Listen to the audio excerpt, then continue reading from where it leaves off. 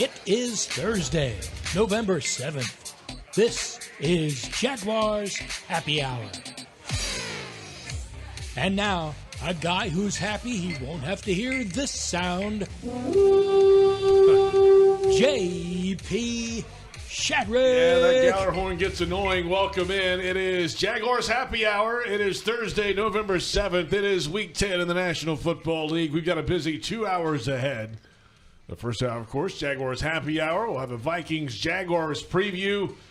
There are Jaguars quarterback questions this week. Trevor Lawrence is on the injury report with a left shoulder issue. And there are reports of possibilities for him. Boy, we'll get to that coming up. The Baptist Health Injury Report, of course, is a piece of that. The Doug Pederson Show begins at 5 o'clock. We'll hear from the head coach in studio and get his take on where they are at quarterback at least Thursday. We'll see what happens between today and tomorrow and the weekend and Sunday.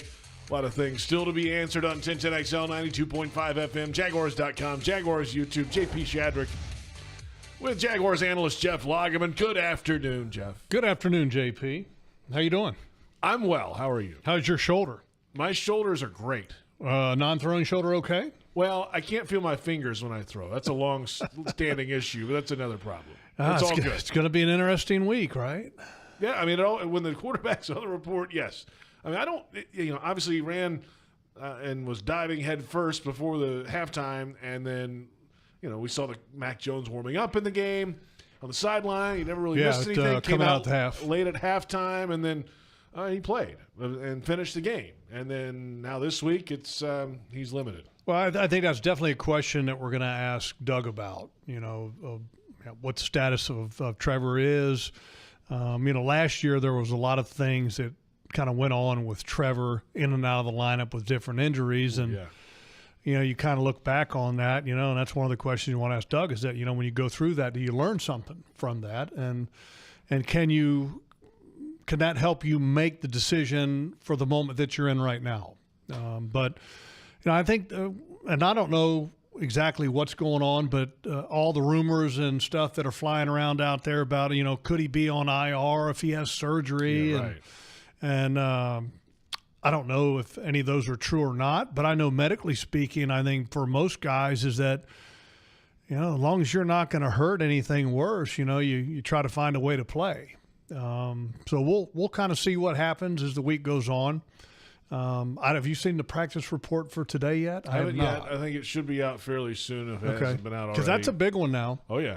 Because last year Trevor didn't practice at times, and then at least on a Wednesday and a Thursday, then he would practice a little bit on a Friday, then play. Yeah, and we talked about that a lot after the season and the offseason. Like that didn't seem to be the right formula for Trevor. It didn't work for the team because obviously he lost 5 out of the last 6 down the stretch, and he was a part of that. It wasn't all on him, but he was a part of that. So I think that's going to be an interesting situation going forward. If they feel like that he's not going to be able to practice, will he play with limited to no reps this week against the Minnesota Vikings, which, oh, by the way, they have arguably the most hard-to-understand read defense in the National Football League. Yeah. And so, if you're going to play against the Minnesota Vikings, you'd like to be able to get some reps because it's a very hard defense to decipher. Brian Flores is their head coach. And he's defensive coordinator. Kevin O'Connell. Is their defensive coordinator, former head coach of the Miami Dolphins. That's why I was in my mind. Yep. And he does a great job with their defense. And Bucky Brooks, I think, had a great description of it. He called it a high IQ defense, which it is. In other words, you have to have guys that are mentally sound and have their assignments down so that they can operate within that complex defense. We'll get in a little deeper into this defense coming up and the matchups that the Jaguars might have. But that, I think, plays into the whole thing. Oh, no doubt. Can the quarterback practice this week? Yeah. And in order to get ready for this defense. Ian Rappaport, NFL Network, earlier today tweeting that as Trevor Lawrence continues to get treatment and weigh options for the future, sources say he's considered unlikely to play Sunday against the Vikings, was limited in practice yesterday. Doug Pederson non-committal about his status. He later followed up. Remember Jay Gruden, who was the offensive coordinator? Yeah, great offensive mind, great coach in the National Football League, former head coach of the Washington Redskins at the time, now Commanders. Well, Jay Gruden stirred it up a little bit on Twitter not long after that, said, sources say surgery for Trevor. Damn, get well, man. Hope sources are wrong. And then Rappaport comes back and says, hey, no surgery scheduled. There are several options, immediate and down the road. That's one of them. He's considered day-to-day with a left shoulder. But he considers he will likely not play Sunday. Well, let me ask you this. Where's Jay getting his information at? I don't know. Is he still in I think town? He's still around. Yeah, he's still got a place here. Yeah, he's still got a place here, I think. Yeah. So we'll see what happens. Obviously, when the injury report comes out a little later today, we'll get that to you, of course. Let's hear from Mac Jones. He spoke with the media yesterday. Why not, right? I mean, there's a possibility he could get out there and make a start. It would be his first for the Jacksonville Jaguars. And as backups do, you just have to be ready no matter when your number's called.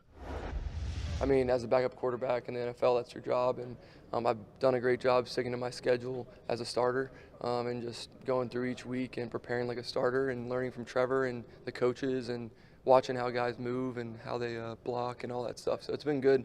You know, you can learn a lot of different ways from watching, whether that's on the sideline or at practice or in film. So been fortunate to learn from some good guys, some good veterans, and definitely feel like it's a good group. It would be something. Mac Jones, of course, in his first year with the Jaguars, traded over here. His last start was Week 12 last year with New England.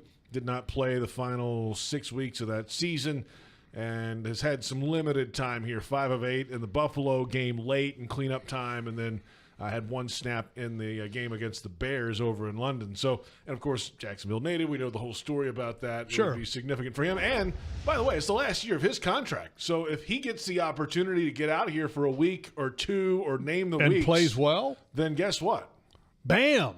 Something's Free happening. agency gonna make some money. So this is a big opportunity, if that is the case for Mac Jones, to do something. I thought that we were going to see him in the second half, like you were talking about, because we're sitting up there in the booth and the whole teams are out there and you're watching everybody kind of get ready to go, and I'm looking down there and I'm seeing Mac Jones on the sideline with his helmet on, warming up, taking snaps and all that kind of stuff. And I was like, uh-oh. And I'm looking around going, okay, where's 16? 16 was nowhere to be found. And I was like, hey, we might have a situation here. And, of course, then Trevor comes jogging out and grabs the ball and starts warming up and all of that stuff. But if Mac Jones has to play, this is a great opportunity for him. I know a lot of people kind of look at it and don't look at it this way, but the reality is, as a player, you're your own business entity. And his entity didn't end so well in New England. Last year played 11 games, and they weren't successful games. Ended up getting pulled from the lineup. Was even inactive in the very last game for the New England Patriots.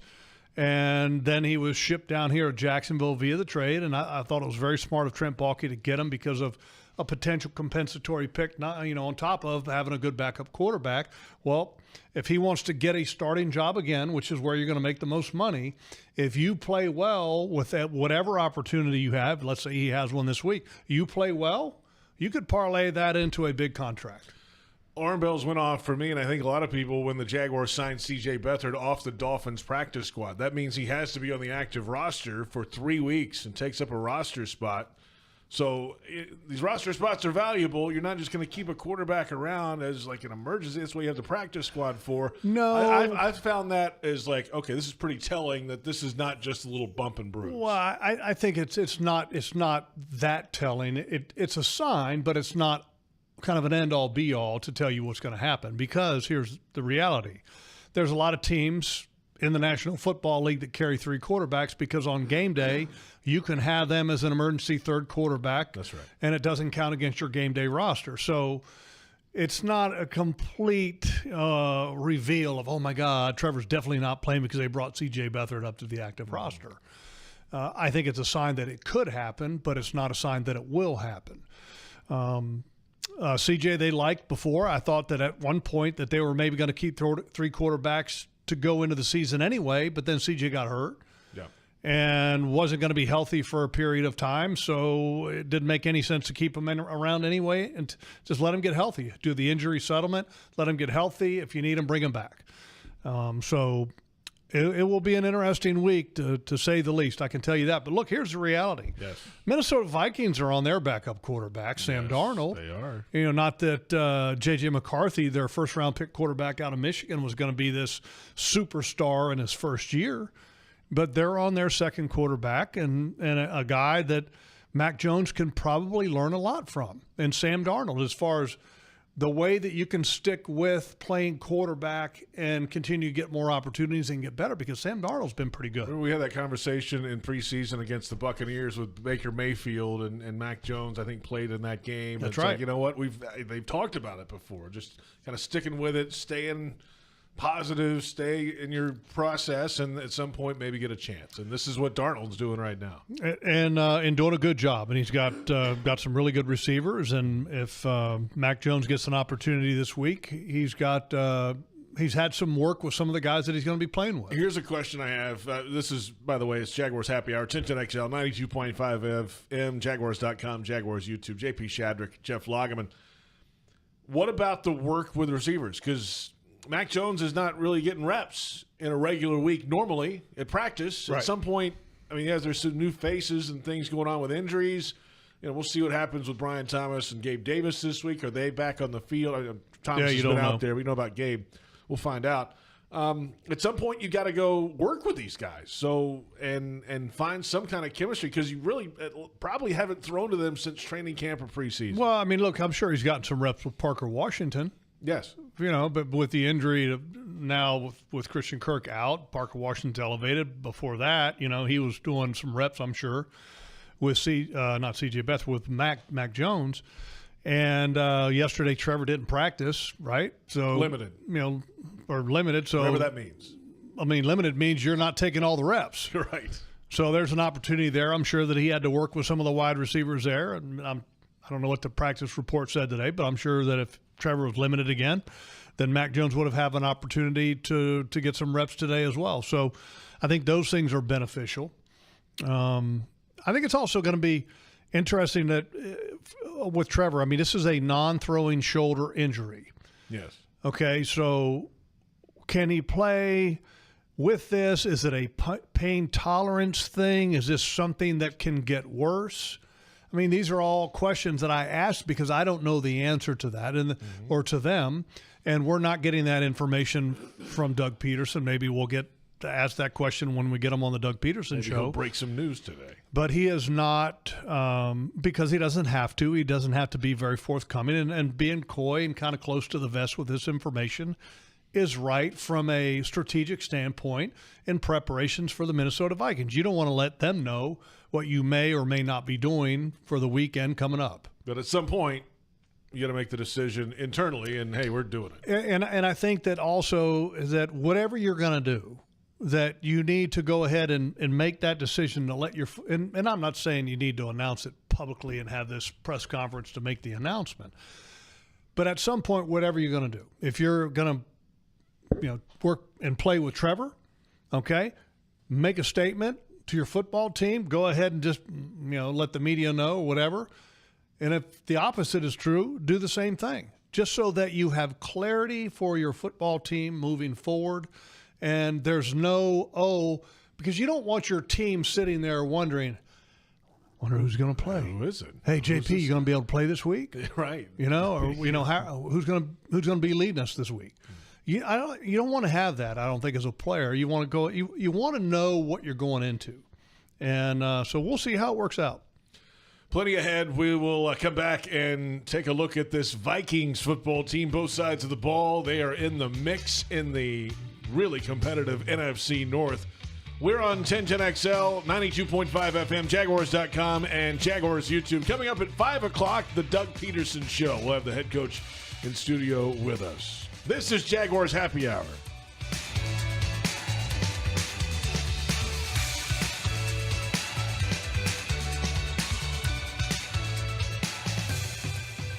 Are you ready to love how you feel, look, and live in every season? At Elase, we offer more than just luxury med spa treatments. We provide a serene, judgment-free space where you can reconnect with the best version of you. Whether you want to refresh your natural look with Botox or Dysport, pamper yourself with a relaxing hydrofacial, or rejuvenate your complexion with laser resurfacing, our expert team in Jacksonville is here to tailor treatments to your needs. Visit Elase.com today and start your journey to loving yourself. Headquartered in Jacksonville, Florida, CSI Companies partners with leading healthcare and technology organizations nationwide to deliver workforce solutions.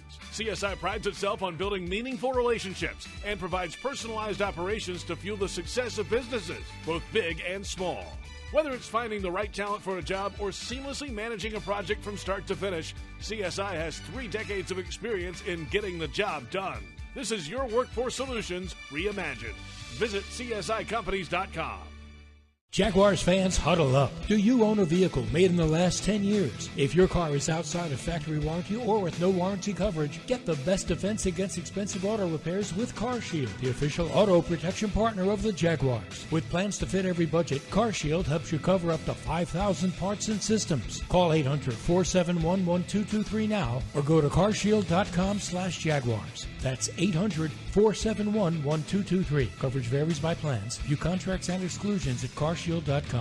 Frank Frangie here. When you want barbecue in Jacksonville, you want Bono's Pit Barbecue. You can find Bono's locations all around town and on game day at Everbank Stadium because Bono's is the official barbecue of the Jacksonville Jaguars. Over 70 years of authentic Southern Pit Barbecue.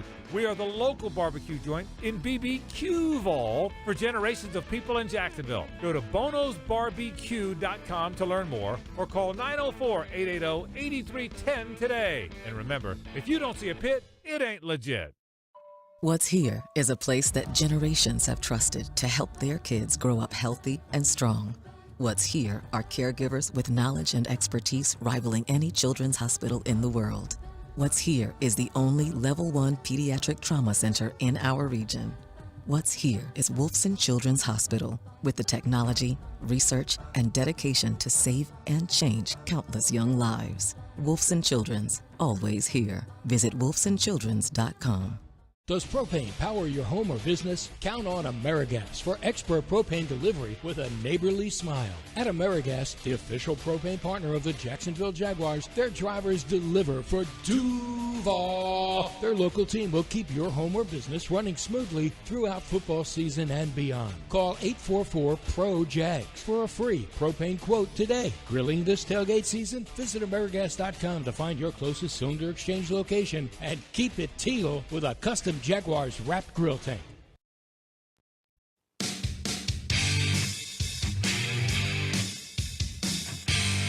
Obviously, Jefferson is, he's at the top of the game and receiver-wise, so we got to stay on top of him. I mean, that's the biggest thing. He's going to get his catches. Just stay on top, eliminate the explosive catches, and then tackle.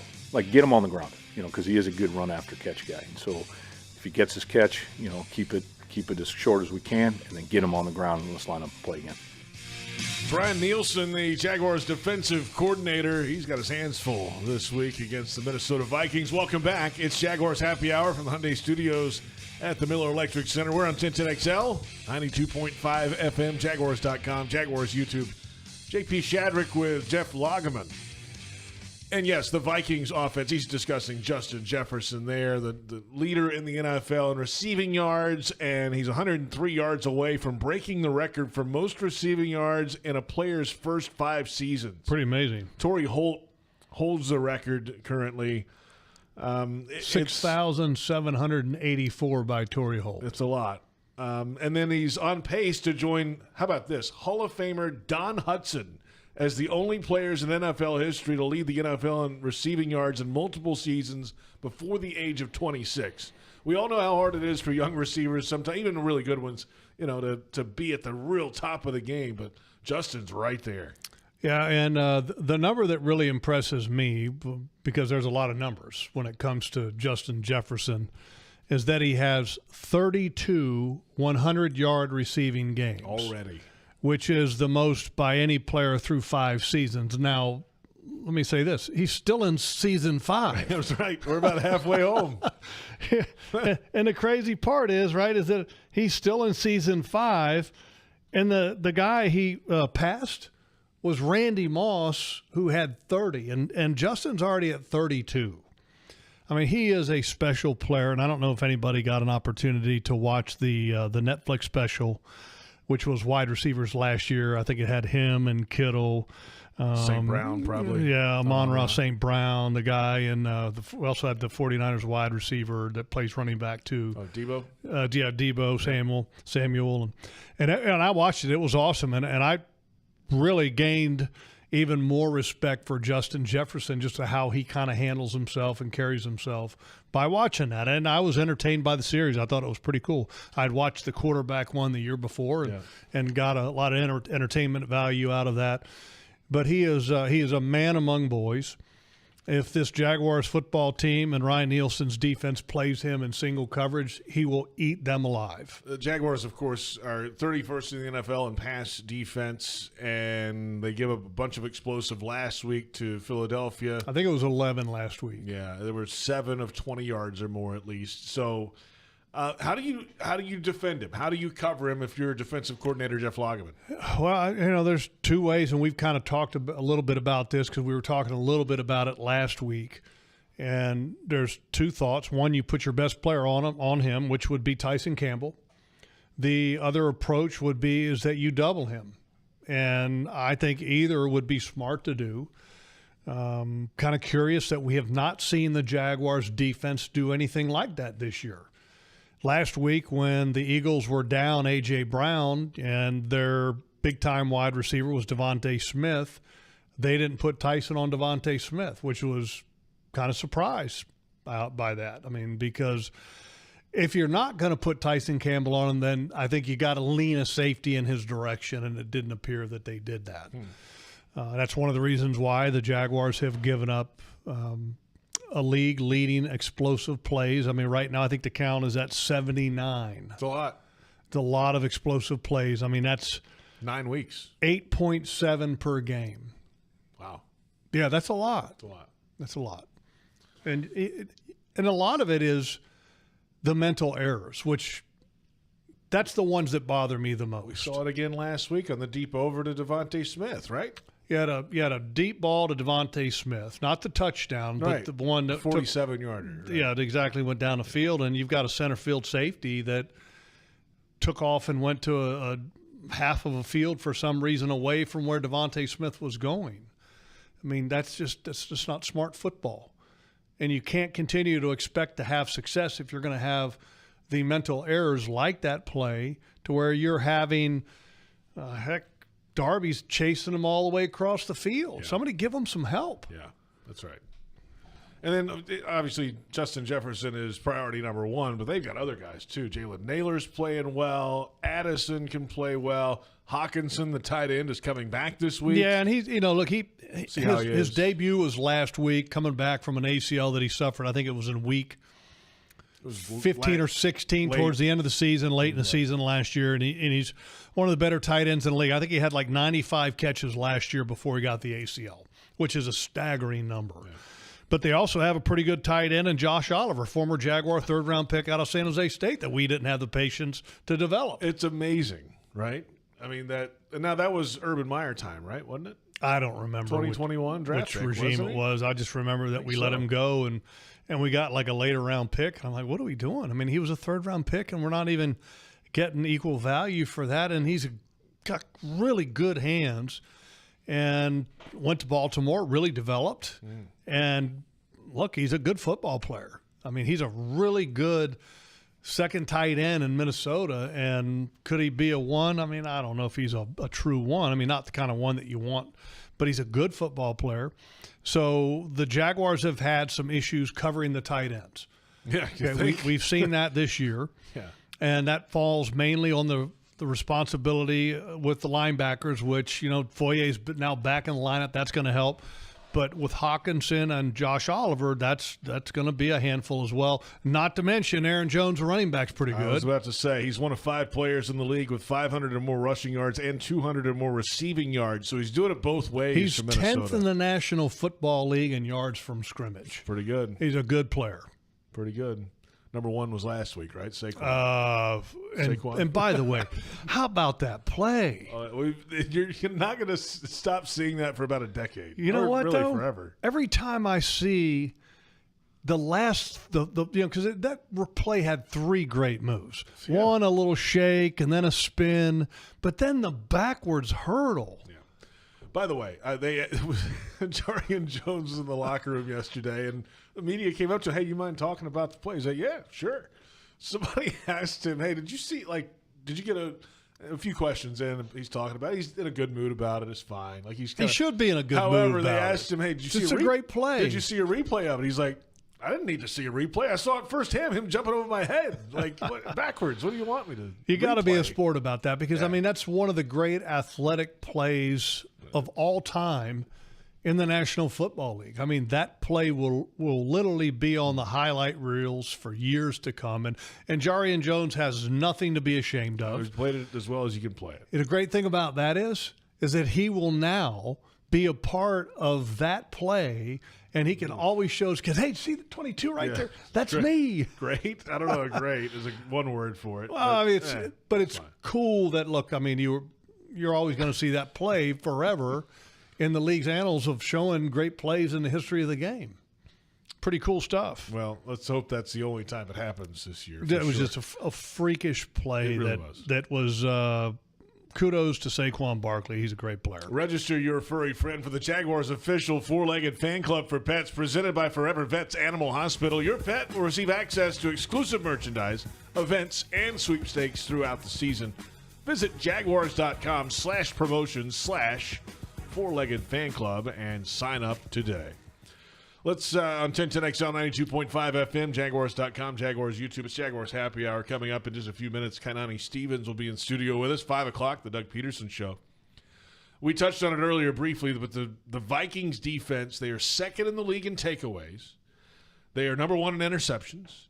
They've got veteran players on the back end. They've got edge guys that can play. The interior is good. I mean, this is – and Brian Flores, who likes to dial it up, like one of the highest pressure rates in the NFL – is from this group in Minnesota. And talking to Mitch Morse today, the Jaguars center, outside the locker room today, I asked him about that. He's like, yeah, it's a challenge because they'll have different fronts, and one guy's coming, one guy's not. They'll switch it up. They know what they're doing, and you got to be on your P's and Q's. Well, and a number that I also want to emphasize, they're second in the National Football League in run defense. Yes.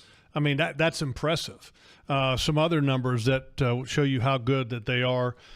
First in interceptions, you talked about the takeaways, but also number 1 in the league in passes defense. And here's the one stat that worries me the most.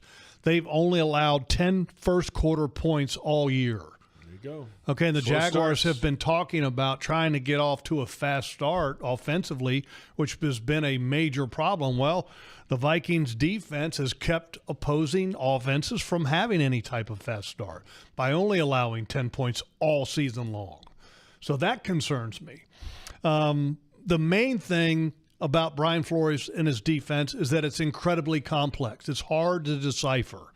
So, and I know that, look, every kind of defense or offense has a tell, which means that there are keys that you can find, kind of tune into to figure out what they're doing. But Brian Flores' defense overall, they'll line up with 7 guys at the line of scrimmage and all of a sudden be dropping back into a cover 2, and you're not sure which 4 guys are going to be coming.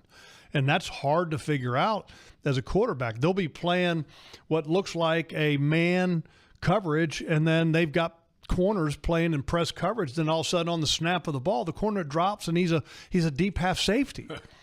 I mean, there are things that are hard to figure out with this defense. And if Mac Jones has to play, now you're talking about a quarterback who's got a little rust on him that may have to play, or if Trevor, is going to have to play, limited in practice, how much reps has he gotten at seeing this complicated Brian Flores defense? And to run a defense like that, you've got to have really smart football players who can go execute it too. Look, you don't need to have a bunch of Harvard grads, but you got to have guys that know the assignment and are going to be clean about it. And that's the impressive thing about this defense. You don't see them make mistakes very often. I'm not going to say ever because it happens. Right. But, for the most part, they are very assignment sound, and I think one of the big reasons that they are able to do some of this, I think, first of all, Harrison Smith, the safety who's been around forever, is kind of a captain of the ship back there, and he allows them to do a lot of different things. He's a smart football player. He's a borderline, maybe for sure, Hall of Fame type player. He's definitely the Ring of Honor guy. That's still play, absolutely. Yeah. So, so look, they've got some people that are pretty good. The guy that up front that makes me concerned the most is Grenard, the former Texan, who has turned into a really good football player. A couple sacks last week late in that game against the Colts. He's a good player. And they ended up, what was the one the Texans got, 55, playing for them, who was the former Minnesota Viking. They kind of basically swapped players. Oh, yeah. Who was on the opposite. Anyway, they give me some help here, JP. Yeah, we're working. Pull his name up. We're working on it. Go ahead. Anyway, the job that Grenard, and a lot of people see the name on the back of the jersey. It's not spelled like it's pronounced. It's Greenard, okay, on the back of the jersey. But don't be confused, folks. His last name is actually pronounced Grenard, Jonathan Grenard. He wears number 58. Talking about Daniil Hunter. Daniil Hunter, thank you. Yeah, jeez. Grenard is a good football player. Sixth in the National Football League in sacks. He's got 7 sacks. And they've got a really good nose tackle in Harrison Phillips, who was a former fairly high draft pick of the Buffalo Bills, who was like this big immovable object, that nose tackle, which was going to give Mitch Morse all he can handle on Sunday. We'll see. So there's a lot. And here's the other guy. And this is a guy that I wish the Jaguars had made play for in free agency. It's a long list. Well, Andrew Van Ginkel. Outside linebacker, man. He's everywhere. And here's what makes Brian Flores' defense, I think, really work. So you got Andrew Van Ginkel, who is a edge, linebacker, kind of combination guy, right? And then you've got a defensive back / linebacker by the name of Josh Metellus, who wears number 44. Okay, that'll be easy to remember. Just think of John Riggins. Harrison Smith, who can play linebacker / safety. You've got a rookie draft pick in Dallas Turner, who's athletic enough to be able to drop into some coverage and do some athletic things.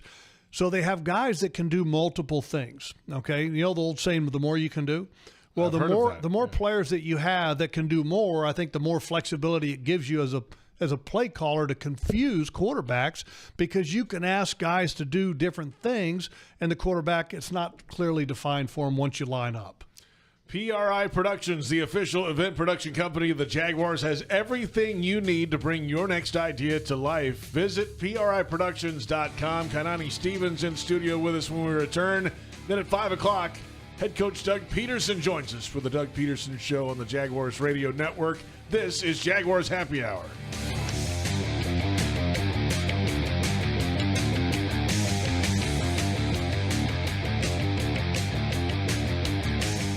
Hey, Jags fans, stop dreaming of creating your game day fan cave and build the Jaguars den of your dreams with ZipChair. When it comes to maximum comfort, ZipChair.com is the only place for officially licensed Jaguars recliners, sofas, bar stools, office and gaming chairs, all featuring high-quality embroidered Jags logos. Crack open a few cold ones in the comfort of a ZipChair and make your home the place to be on game day. Head over to ZipChair.com and save 20% today. Use code JagsRadio at checkout. ZipChair.com, furniture for fans. Want to be up close and personal with the Jaguars as they take the field? Here's your chance to be in the shadows, outside the Jaguars locker room, now called the Vault. Enter today at everbank.com/shadows. One winner and a guest for every home game at Everbank Stadium. No purchase necessary to enter or win. Open to legal residents in 50 United States and D.C. 18 and older. Entry periods for the Shadow Sweepstakes promotion from 8/19/24 to 12/15/24. For official rules and complete details, visit everbank.com/shadows. Sponsored administrator, Everbank N.A. member FDIC. UNF is a top public university committed to serving the region, a place where visionary minds come together to create effective solutions. With more than 70% of their graduates working in the area, UNF is North Florida's university. offering 100-plus majors, affordable tuition, and programs in high-demand fields. Soar into your future at UNF. Visit unf.edu to learn more. Black Friday is here, and your local Ford dealer is holiday ready with great offers sure to bring you joy. With new inventory arriving daily, now's the time to take home the legendary Ford F-150, the truck at the top of everyone's list, or Ford Expedition, an SUV with room for all your passengers and presents. And if you're ready for big holiday thrills, unwrap the Built Wild Bronco SUV. Are you holiday ready? The Black Friday sales event ends December 2nd. See your local Ford dealer today. It's game time, Jaguars fans, and Publix knows that football is all about pairings. A high-scoring offense paired with a stingy defense. A rocket-armed QB paired with a dynamic wide receiver. And at Publix, you can pair hot deli chicken tenders with savory dips, delicious sub-platters with ice-cold beverages, and you can pair these tailgate essentials with an entire parking lot full of Jaguars fans chanting, Duval! Gear up for your tailgate at Publix, the official supermarket of the Jacksonville Jaguars. Looking for the perfect place to host a business trip, corporate group, or social gathering? Look no further than the award-winning Sheraton Jacksonville Hotel, proudly part of the Marriott family of hotels. Centrally located next to the St. John's Town Center off Gate Parkway in JTB, they offer everything you need, whether you're hosting a meeting or just unwinding with friends at the BC Grill and Patio. Discover comfort and convenience like never before. Search Sheraton Jacksonville or call 904-564-4772 today.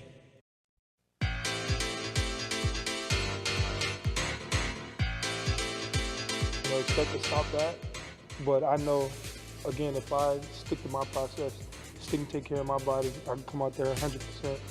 I'm gonna do what I do and see who's ready.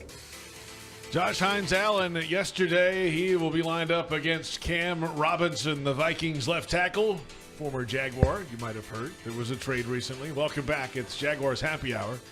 We're at the Hyundai Studios of the Miller Electric Center on 1010XL, 92.5 FM, Jaguars.com, Jaguars YouTube, all the places. The Vikings-Jaguars game is delivered by CSX. CSX, how tomorrow moves. JP Shadrick, Jeff Lageman, and Kainani Stevens is with us now. Good afternoon. Good afternoon, gentlemen. And the Salute to Service game. Don't forget. Yes, it is. Yes, this Sunday. That's always a fun game. It is fun. It's great. They have a lot of veterans in-house, and we do a lot of special events for it, so it's one of my favorite days. White shell helmets? Something's going to happen with that. I don't know how I feel about them yet. Yeah, Kai's she's the fashion consultant for our broadcast department. So, she's not quite 100% sold. So they will be wearing white helmets for the first time in team history, as per Brian. They've never had white helmets. They have to wear them with an alternate uniform, but it can't be the throwbacks. So they are limited. They can't wear all white, basically, is the deal. So they were given the option. What they chose is white helmets, black jerseys, white pants, white socks. So that is what they will be wearing with their white helmets. You would rather see black jerseys, black pants? Yes. Okay. I don't love the white pants very much. At least the white with teal's okay, but I don't like the I would definitely not like the the white pants if I'm the equipment guy. Right. I don't think anybody. Grass stains, right? I mean, you got to do the grass stains. Blood, all that. Yeah. All the stuff. Well, blood's easy to handle. You just put a little hydrogen peroxide on it, comes right out. Oh, Jeff says it's fine. Yeah, George Pelissier's got his hands full, I think, this week. Grass stain's a little more difficult. The question, though, is which quarterback will be suiting up in this attire? Sure seems like Mac Jones, at least at this pace. Bringing in C.J. Beathard kind of signals that. I mean, I think they were going to try to bring CJ back around this time of the year anyway. Obviously, they were considering kind of having him on the practice squad this year, and he had an injury, so they had an injury settlement, and he left. So I wasn't super surprised by that, but he got scooped up by Miami. So now when you bring him in, he has to be signed to the active roster. And I don't feel – I mean, they have some spots to give because of the other injuries, so it's not like they had to cut anybody to do it. So it does kind of make sense in that regard. But you also brought Mac Jones in for this very purpose because of what Trevor dealt with last year. True. It's going to be an interesting – injury report, not just today, but tomorrow when you get the injury designations. And I think also on a Friday, you're a little bit more likely to go ahead and just kind of declare what's going to happen one way or the other. I don't think they're going to try to do it as late as they did last year, maybe where they were because it didn't turn out so good. And so I think this year be a little bit more decisive. I'd be curious, like last year, if Mac was on this roster, would they have sat Trevor down a few of those weeks? Absolutely. Maybe. Yes. That's a great question. Maybe, maybe not. I don't know. But the one thing that I do like is that I think you can operate more of the offense with a Mac Jones. That's why they would have done it, because you don't have to practice differently the entire week. Yeah. CJ Beathard has different limitations. That's I right. felt like they had to practice completely differently the entire week, and then when he was coming in, it was without practice on both ends because they were practicing with a different quarterback. And let's be honest, I mean, they were a win or two away from being in the playoffs. So, like, if they get 1 or 2 wins, if he can get us across the finish line 1 or 2 more times, then they sit him down. Well, I said this in the preseason that, Mac Jones has the arm talent to run a Trevor Lawrence type of offense. Now, I don't know if he's got the athletic ability, which I think calling that's him slow. Is that what you're saying? Well, I'm just saying he's not the same athlete that Trevor is. I'm messing with you. And the one thing about Mac is that, if his feet kind of get out of whack and something unexpected, he doesn't handle it as athletically as Trevor does. And then put it this way, Mac needs his feet to be an accomplished thrower. So in other words, he needs his feet to be good. Okay, some quarterbacks, and I'm not saying Trevor Lawrence is like the greatest of all time, Patrick Mahomes, but like Patrick Mahomes can throw any which way. I mean, he's running over here and he can throw he can throw that way, he can throw this way. Left-handed. Okay, all and this stuff. Mac Jones is like the opposite of that. He needs to have that comfort in the pocket, the base underneath of him, or at least the ability to kind of think things through with his feet so that he can deliver it with his arm. So if he's playing a big week for the offensive line. So it's a little different. Yeah, the offensive line needs to be good, which, look, the offensive line has been pretty good for the most part. But, now you've also got a little bit more complex defense. You also had the injury to Cooper Hodges. And 2 guys playing banged up as well, Anton and Sheriff. Yeah, and then, what happens at left guard? Is Blake Hance going to be that guy? It doesn't get any easier, that's for sure. Looking for the MVP of the truck game? You better check out the 2024 Ford F-150, loaded with impressive capability and game-changing tech.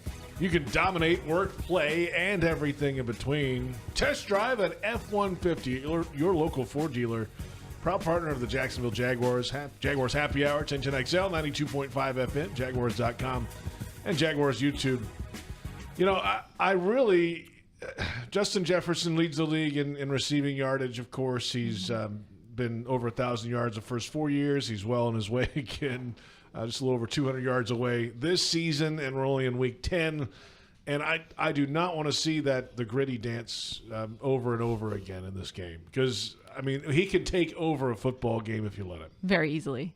And obviously that's scary when you look at the explosive plays that the Jaguars have allowed this season. So I'm of the, I don't know how they will choose to defend him. I'm of the make anybody else beat you variety of that they do in basketball fairly frequently, where you're not going to get any, everybody else might, but and make someone else make a play, because I know Justin Jefferson can make the play. I don't need to test him. I'm aware. So that's how I would play it. I have no idea what they're going to do. I don't know if they have the manpower to do that, but I would love to see Monteric Brown a little bit more. I'm not saying he's going to shut anybody down, but I don't want to see Darby on him. I don't think at this point. I think anybody alone against him. Right, that's what I'm saying. More the merrier. Just throw him over there. Figure nervous. out the rest later. I think the other one thing about Justin Jefferson, he's a great route runner. He's got legitimate 4.4 speed. Mm-hmm. He's got like a 37.5-inch vertical. This guy is, I don't want to say he's the super freak, but he's got some freaky athletic skills, and not to mention, by the way, he's got great hands. Yes, great it's a long hands. list of things. Yeah. Great hands. So it's going to be a challenge. It's going to be a challenge. But the one thing is for certain: if you don't stop the Vikings' running game, kind of similar to Green Bay, I think, in a lot of ways, if you don't stop the Vikings' running game, you're going to have a hard time stopping the explosive plays, just because then all of a sudden now you're on your heels a little bit trying to wonder, are they running it or are they throwing it? So this is a challenging game. Jeff, how did the run defense look in the first half of that game before they switched quarterbacks against the Packers? Were they doing okay on run defense? Yeah, they did okay. Because I felt like it was as soon as Jordan Love came out, that's when it got bad. I think they did okay, and this is why I was worried about last week, because Jordan Love is not really a running quarterback. So they were doing a really good job stopping the run with Jordan Love, because Jordan Love is not a threat to run. And then, of course, then he was gimpy, and then he was even less of a threat to run. Well, then all of a sudden you bring the backup in who's got mobility. Then you had a real hard time because you had to actually account for him as being a runner. Same thing against Philadelphia. Jalen Hurts is a runner. You have to account for him. Well, no, by the way, so now you've got Saquon Barkley getting a little less attention because of Jalen Hurts' ability to run, and that's why the Jaguars had a really tough time stopping them, and that's why 237 yards rushing given up against the Eagles, which is a huge number. And then that's, when you can run the ball like that, then you can hit some big plays down the field, which is what they did. And this week, it's a little different because it's not like Sam Darnold is a running threat. So you can concentrate more on just stopping Aaron Jones, and I think that will help. Coming up tonight, Jaguars All Access Television. Who is the guest, Kai? Evan Ingram. Jaguars tight end. Of course, was on the injury list early in the season, but since coming back in Week 6, 24 catches, just over 200 yards, 10 targets last week. What do you want to find out from Evan? Evans just always gives good perspective. I appreciate kind of the career he's had, and I always appreciate his thoughts on how things are going with the locker room, and I trust his opinion. So I always find it interesting to kind of hear his assessment of how things are going. High character, high quality guy. Like to ask him if he's upset that he wasn't the target on the last play of the game there. I don't know if I don't know what kind of answer you're going to get. I could probably answer that for him. Yeah, right. I think you probably know. Yeah, I think I probably know. But he would the answer never to that. probably come out. No, he's not going to say anything. I'm not going to put him in that position. But he's one of my favorite players just because he's so consistent week in and week out, not only in his effort, but in his play, but also his ability to answer the question sometimes when things aren't going well. Yeah, he always stands in there every Monday after a Jags loss, whatever it is. This is a piece of cake compared when he was dropping balls in New York. Jeff, that wasn't good. That's tough. Look, I mean, New York is a great learning experience for a lot of young athletes, and I think Evan Ingram learned a lot from that experience, as did I. Strings Sports Brewery, 7 o'clock. Jaguars All Access Alabama White Sauce Wings. You know it. Kai, what are you getting? Not sure. We'll see what strikes my fancy when I get there, though. Sometimes they have a nice special, and that'll draw me in. So I'm not sure. I can't commit yet. They still have the brisket fries there? I don't know if they have fries. I had brisket with a salad last time I was there. The brisket was really good. Alabama Whites. Give me 20. Extra Jeff can't sauce. Be straight away. So. And the string music beer. It's my favorite there. I love that. Section 215 also strong. I like the lager. Whatever one's a lager is good. I think they have a Mexican lager as well. It's really good. No, I don't want a Mexican lager. I just want an American lager. They have a red ale also, the Red Caps. It's really good. JP's well aware of their entire menu. Been there a time or two. All right, that's tonight, 7 o'clock. Check it out. Evan Ingram, the guest for Jaguars All Access TV. Kai, we'll talk to you. Have a good one. Thanks, guys.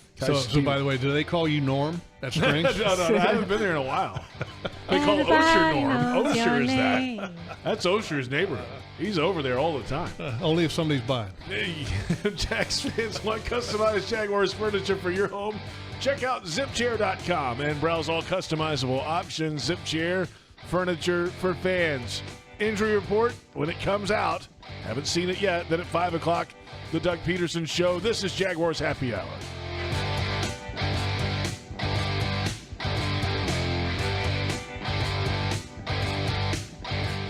Black Friday is here, and your local Ford dealer is holiday ready with great offers sure to bring you joy. With new inventory arriving daily, now's the time to take home the legendary Ford F-150, the truck at the top of everyone's list, or Ford Expedition, an SUV with room for all your passengers and presents. And if you're ready for big holiday thrills, unwrap the Built Wild Bronco SUV. Are you holiday ready? The Black Friday sales event ends December 2nd. See your local Ford dealer today. What's here is a place that generations have trusted to help their kids grow up healthy and strong. What's here are caregivers with knowledge and expertise rivaling any children's hospital in the world. What's here is the only Level 1 pediatric trauma center in our region. What's here is Wolfson Children's Hospital, with the technology, research, and dedication to save and change countless young lives. Wolfson Children's, always here. Visit wolfsonchildrens.com. Are you ready to love how you feel, look, and live in every season? At Elase, we offer more than just luxury med spa treatments. We provide a serene, judgment-free space where you can reconnect with the best version of you. Whether you want to refresh your natural look with Botox or Dysport, pamper yourself with a relaxing hydrofacial, or rejuvenate your complexion with laser resurfacing, our expert team in Jacksonville is here to tailor treatments to your needs. Visit elase.com today and start your journey to loving yourself. Unlock your potential at the University of North Florida. A beautiful campus with an inspiring environment for learning, UNF is a key partner to Florida's booming industries, providing students with direct access to internships and jobs. Set a new course at UNF and soar into your future. Visit unf.edu to learn more.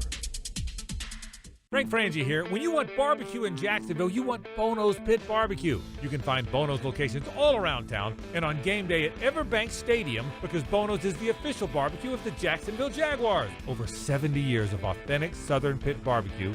We are the local barbecue joint in BBQval for generations of people in Jacksonville. Go to bonosbarbecue.com to learn more, or call 904-880-8310 today. And remember, if you don't see a pit, it ain't legit.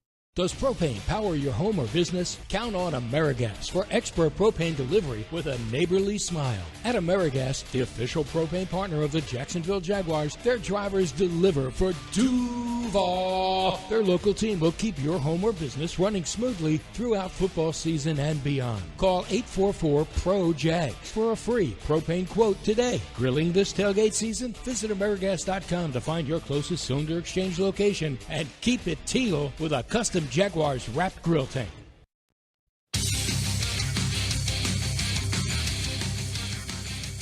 That's the goal. I'm doing everything I can to be out there. Like it's in the past when I've gotten banged up in the past. I just try to do everything I can during the week to prepare myself to play Sunday, and just put as much time as possible into that and getting healthy. So that's the way my mind is right now. That is quarterback, of course, Trevor Lawrence. Is he the quarterback this week? We'll find out soon. It's Jaguars Happy Hour from the Hyundai Studios, Miller Electric Center. JP Shadrick, Jeff Lageman on 1010XL, 92.5 FM, Jaguars.com, and Jaguars YouTube. It is time now for the injury report presented by Baptist Health, changing healthcare for good. And we start with a long list for the Jaguars, and we start with the quarterback. Trevor Lawrence, left shoulder injury, limited yesterday, officially limited again today. We'll get a game status for him maybe tomorrow. Might be questionable. We'll see what they officially go with at some point. And could be probable. It could be doubtful. Is it probable? There's not even a probable designation anymore, is there? They took one of them away. Probable. We'll see what happens with Trevor moving ahead here. Mac Jones getting some reps at practice. The other injury list, it's long now. Running back, Tank Bigsby with an ankle issue, limited both days. Travis Etienne Jr. with a hamstring issue, limited both days. And now Dearness Johnson, running back, added to the list today. He was not on there yesterday. Limited today with a hamstring issue. So all three running backs. Yes, when you said a long list, I was going to say that's the whole running back room. It's the entire room. Everybody except the running back coach. That's not good. Not good at all. No. Left guard, Ezra Cleveland, ankle injury, has not practiced this week. That's not trending the right direction. Nope, not trending the right way. So it could be blank Hance there. Brandon Sheriff, knee issue, did not practice Wednesday. Tough as nails, by the way. He played a really good game the other day. Limited today. So that's a good sign for him. Mason Smith, ankle injury, limited Wednesday and Thursday, the defensive tackle. Brian Thomas Jr., at least in the open media period, had the non-contact jersey on, limited both days this week. Daniel Thomas, hamstring injury, limited both days. Devin Duvernay's window is open, full both days. Keelan Robinson, the running back, the rookie out of Texas, with a toe issue, full both days. And Andrew Wingard with a knee injury, limited both days. We'll see if he can get out there this week. That's the injury report for the Jaguars. So a lot going on, certainly on offense. There's a lot to watch, and I think obviously the quarterback position being the one that's going to garner the most attention, as it should. No doubt. But hey, Dewey's back, maybe. Maybe. We'll see. Limited both days. All right, got a chance. Yeah, at some point. We'll see if he can get out there. I wouldn't be surprised if he plays, and whenever he does play, whether it's next week, this week, or the week after that, whenever it may be, that he might take a few reps away from Cisco. You think so? Huh? I'm just saying there's been some plays that haven't been exactly clean at times. And, they believe in rotating a lot of guys on defense, in case you haven't noticed. We've heard about this, yes. So, yes. That's notably by the way, up today on the defensive line. But just real quick, you want to rock, paper, scissors for something here real quick? I don't know. What are we? I heard that's been part of the conversation this week. Apparently, it was between Trayvon Walker and Josh Hines-Allen. I guess one of them brought it up in their meeting with the media yesterday that, we were playing that to get on the field in the key situation with the fumble return and all this stuff. Who knows, man? How real is that? I don't know. The last time I checked. And by the way, Ryan Nielsen addressed it today over and over and over over again and said basically, no, we have a rotation. It was the planned rotation. That's what he said. And I just want to say, the last time I checked, I've never rock, paper, scissored a guy for playtime. Personally, I've never done that. I've rock, paper, scissored plenty of times. Sure, but not for that. But not for playtime. And I will say that, look, that's probably just Josh messing around, if I'm guessing. I could see that. Yeah, I can't see that being overly serious there. But now there might be a situation where, hey, we're both out there on the field at the same time. Hey, let's rock, paper, scissors real quick. Because let's say there's a fish. When I say there's a fish, okay? If there's a fish at right tackle, okay, which means the guy's not very good, okay, that's a fish. I get it. Okay, and we both want to go against the fish. Certainly. Okay, come on, JP, let's rock, paper, scissors to go against the fish. Okay, and whoever wins, I got the next snap, and then you can take it the next one. I mean, I could see something like that, but not something, that's a critical part of the game or anything like that, because last time I checked, there's a coaching staff that determines who is not on the field. Correct. Yeah. So, and if that's not the case, then I would be shocked. And they've, as he said, as Ryan Nielsen said today, you know what? He said it's been called a hockey shit from time to time. Like we've seen that and heard that. So, but that's what we do. But they believe in that. They believe in rotating guys at all levels. But I will say, I think rock, paper, scissors is a great way to settle a lot of disputes, simple disputes. Yeah. Right. Sure. Yeah. Why not?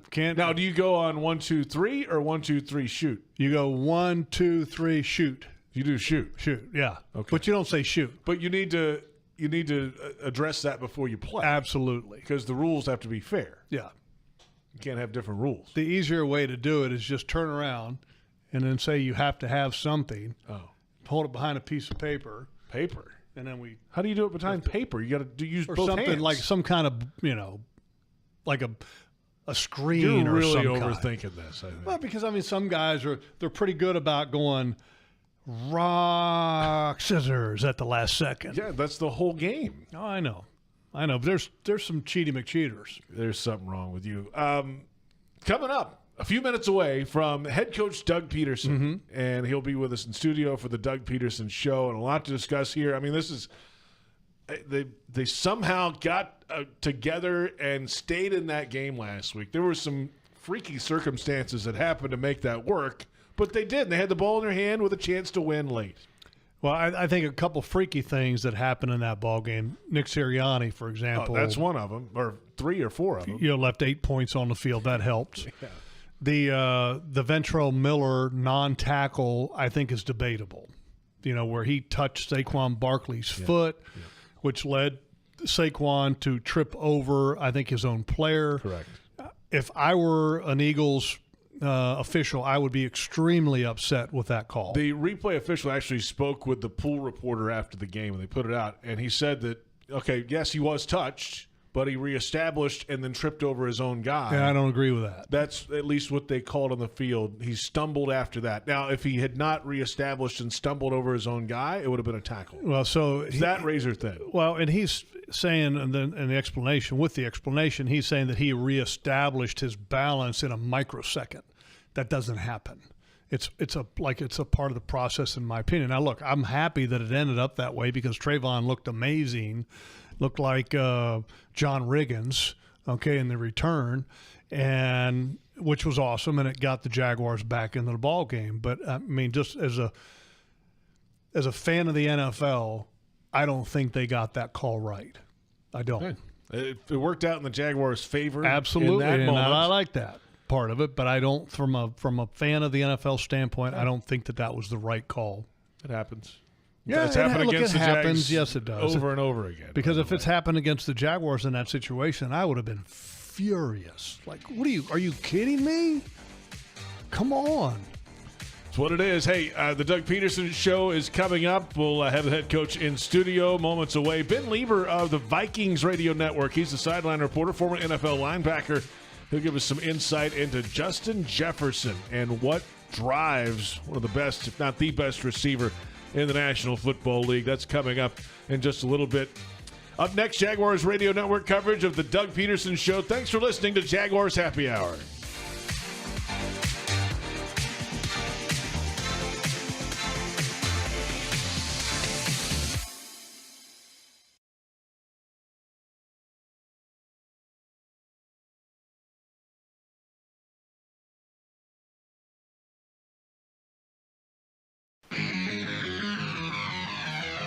Welcome to the Doug Pederson Show. Brought to you by Fresh from Florida. JP Shadrick and former Jaguar Jeff Lageman discuss the latest Jaguars news with the head coach. The Doug Pederson Show starts right now. And welcome in the Doug Pederson Show, presented by Fresh from Florida from the Hyundai Studios, the Miller Electric Center. We're on the Jaguars Radio Network, presented by the University of Florida. JP Shadrick, Jeff Lageman, and head coach Doug Pederson in studio with us, as always, each and every Thursday. And here we go to Week 10. Yeah, Week 10, right? It's rolling. 3 weeks to Thanksgiving. No, it's crazy. About halfway point of the season now. But, all right, we know the record, but we also saw what happened last week in Philly, down 22-0, another early hole, but found a way, cobbled together a way to stay in the game and had the ball with a chance to win late. And, I mean, the fight of this team just shows week after week still. Yeah, I don't sweat it out. I wait to the second quarter. I mean, or maybe the third quarter. I don't know. We just I hate to keep making light of it, but it is something that's it's alarming that it takes us a second to get warmed up and get into these games, and I think defensively too. I mean, I think defensively, we're off the field again, right? We had a special teams mishap that allowed that touchdown, much like we had in Houston, the reverse of that. So I think defense has really stepped their game up early in football games. And actually, I'd say for the most part, take away, obviously there's some plays there, but those are the ones we have to eliminate. But overall, I thought they improved. They played better. They kept the offense really in the football game for the most part. But we got to start faster. I think it comes down to really the efficiency on first down, whether we're running it, throwing it. You got to be efficient on first down in order to stay on the field and really to get into any kind of tempo. Because if you're second, 10, 11, 12, 13, there's no need to be on the ball, quite frankly. You might as well huddle up, get your best call, and go from there. So I think we've got to do a better job on 1st and 10 to start the game, and hopefully gets us into a rhythm as we continue the game. And how do you do that? Is it better performance? Is it better play calls? Is it running a script? I mean, because there's so many different ways that people kind of look at successful ways of starting a game. Yeah, I mean, we script everything. I mean, we look at everything. We take we review it on Saturday. The players know exactly what's coming. So it's not like we hide anything from the guys, right? It's we're open and transparent as a staff with our guys, and we want their feedback and dialogue as well. If they don't like something, we take it out. If the quarterbacks don't like something, we take it out. We put something else in that they like. So we're all on the same page. And sometimes, I would say, we may get a little different look to start a football game from a defense, but I would say 7% of the time we're getting what we expected. So it comes down to just execution and making sure that, again, as a staff, we're making sure our players are in the right positions on the field, right, to start the game fast. Head coach Doug Pederson with us. Trevor Lawrence on the injury report this week coming out of the game. And we went through this a little bit last year, obviously, where he would practice limited or not practice, and then you had to wait as the week went along. How much of a challenge is that when you're putting a practice plan together every day? You don't know how many reps Trevor or Mac Jones might have, and how is the quarterback? Yeah, I mean, he's doing fine. It's day to day. He improves every day. Mac prepares each week as if he's playing, and rightfully so. He's the backup, and he should. I mean, I know the drill there, having spent a lot of time in that role. And then just really, during the week too, yeah, Trevor's going to be limited as far as taking the amount of reps he can take, but he's out there, he's listening, he's going through the calls, he's processing the information, he's with his teammates, he's talking to the receivers. Yes, it's not like taking a live rep, but he's also banked some reps with these guys, and then for us, we got to make sure Mac is ready to go if need be. Kind of a two-part question here because, last year you went through Trevor having some injuries and different injuries throughout the end of the year last year. What did you learn through that process? And also, number two, with Mac Jones, if he's got to play, how much does the offense change or does it not change? So with Trevor, what I learned last year is if we know early in the week that he's not going to play, don't play him. Don't play him. Let him get healthy. Let him heal, right? Because he can't miss those reps in practice, just like we talked about, right? He's got to stay on track. He can't miss necessarily a Wednesday, Thursday, maybe even a Friday, a limited Friday, and expect from the quarterback position, to play. So that's one of the big takeaways I learned. If it's significant enough, like he had the head injury last year, right? He was in the protocol for a while. I believe he had the knee, different things like that. If there's a way to if we got to go to the backup, we go to the backup, right? So that's the first thing. Make sure he's 100%. And then in Mac's case, we'll tweak some things to what he likes. We can't go into it and saying, hey, go be Trevor, because you're not Trevor. So go be Mac Jones. And Mac is smart. He studies the game. He's articulate. He tells us exactly what he likes and doesn't like. And it really helps us shape a game plan for the week tailored really to him. And then in his case, he now needs to start throwing to BT and Gabe and Evan and all those guys, because he's throwing to, Austin Trammell and Elijah Cooks and Joshua Cephas. So it gets a little bit skewed a little, but at the same time, we want to make sure that he's comfortable with the plan and what he can execute. Kind of along those lines of the injuries that you're talking about, Cooper Hodges last week goes down. I mean, I feel for the guy. Significant injury, as you talked about early in the week. Ezra Cleveland, how is he? How's Gabe Davis and the rest of your offense that so many different guys were missing time last week?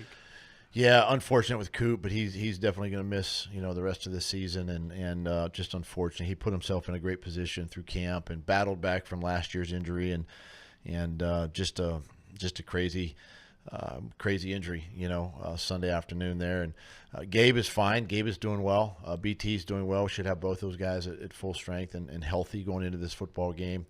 Ezra's probably another week away. Those high ankles are finicky and kind of a day-to-day. Mason Smith is another one that's kind of day-to-day, but he's probably a little bit closer than Ezra.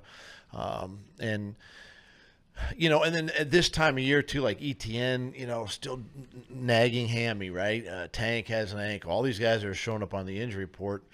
That's just what it is. This time of year, as you know, bodies get sore, bodies get beat up, but bodies will heal during the week if we give them the amount of rest that they need. But at the same time, we can't shut the brain down and not execute mentally out there on the field. Head coach Doug Pederson with us. Let's take a look at the Minnesota Vikings now, and let's start with their defense and Brian Flores' scheme. And it feels like they've got some veteran guys on the back end and some edge players starting to take a step in the right direction. What is it about his scheme and the way they play that has them so successful this year? I think you're right. He has some veteran players, and he's got his younger players too that are also playing well. He went out and got Grenard in the offseason from Houston, and he's making a difference there. And so you look at this team, and they're multiple in what they do defensively. They'll put a 4-down front out there. They'll put a 3-down odd front out there. They'll put 6 guys out there. Any time, any down, any distance, and then he disguises coverage really well. And he can also match you. So, for instance, if we're going no huddle, right, and we want to be on the ball or we want to do something fast, he's got calls for that. Plus he can actually check a call defensively if he wants to. I mean, so these guys are smart, right? They can handle the information and they do a great job of that. And it's really a group that flies around. They're going to have movement up front, right? They're going to stem and slant and run a lot of games. Pace, number 0, the linebacker is a run-through guy. Van Ginkel is, he's got 2 pick sixes this year. I mean, it's a defense that's really playing together as a unit. Yeah, watching them on film, and you talk about Brian Flores, there's a lot of guys that he has on that defense that can kind of do different things. Like Van Ginkel can rush the passer. He can play linebacker. They got Metellus that can play safety. He can play linebacker. And when they start and they line up, all of a sudden what they end up in coverage-wise is completely different from what they started. Is this the most challenging defense maybe in the league to face for a quarterback? It is, because they pose that problem, right? And then they'll show you 7 up, 8 up, right? If you have 5 guys in there, they're going to show you 6. If you got 6, they're going to show you 7. They're always going to have one more than what you got on your formation. So, so it poses problems that way. But you're right. They've got guys that can line up in multiple spots and move them around, and they do it well. And so that's the issue that we have. And we got to study the tape, obviously. And listen, though, every defense has indicators. Every coverage has an indicator. There's always, but you got to study the film and you got to find them, and then you got to work on those during the week. All right, final thoughts here. Flipping it around now. I asked you earlier in the week in the press conference about Sam Darnold and his success, and your answer was Justin Jefferson. It helps when you have that guy, right? You got Naylor and you got Addison and all these parts and pieces that are really fantastic players.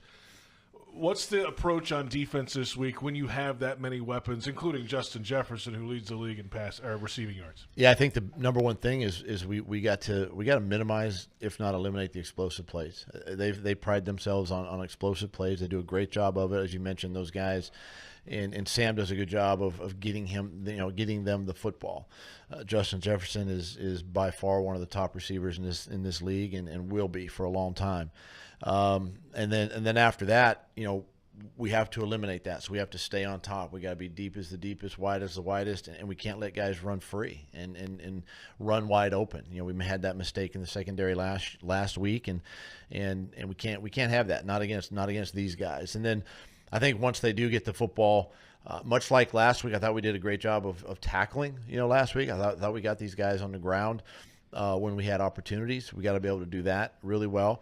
And then sometimes if you're going to play a light box, meaning if you're going to play 6 in the box in your nickel defense or your dime defense, whatever you're going to be in, you've got to shut the gaps down. You got to stop the run. So, it's a challenge because they do want to shoot the ball down the field. They're going to use their tight ends. Hawkinson's another good tight end. He's coming back really off the injury and poses a problem there. So challenges on both sides, but guys have had a good week of practice so far. Yeah, and Aaron Jones, their running back, pretty good back. So, good challenge for you guys. But, man, eliminating the explosive, that's got to be number one. It's number one on the list. It's number one on the list. I think if we do that, now look, they get paid too, right? They're going to get theirs. There's opportunities. They're going to get theirs. We're going to get ours. We've shown that offensively with BT and the guys. But if you can eliminate or at least minimize maybe one a game, I'd like to see none, obviously. It gives yourself an opportunity, and then take care of the football. We can't give teams. We've done this the last 2 weeks now. As we give our opponents opportunities that we can't turn the football over. Doug, thanks for the time. Good luck to you this week against the Vikings. Appreciate it. Appreciate it. Thank you. Head coach Doug Pederson with us. Ben Lieber in about 20 minutes from the Vikings Radio Network. And this is the Doug Pederson Show on the Jaguars Radio Network.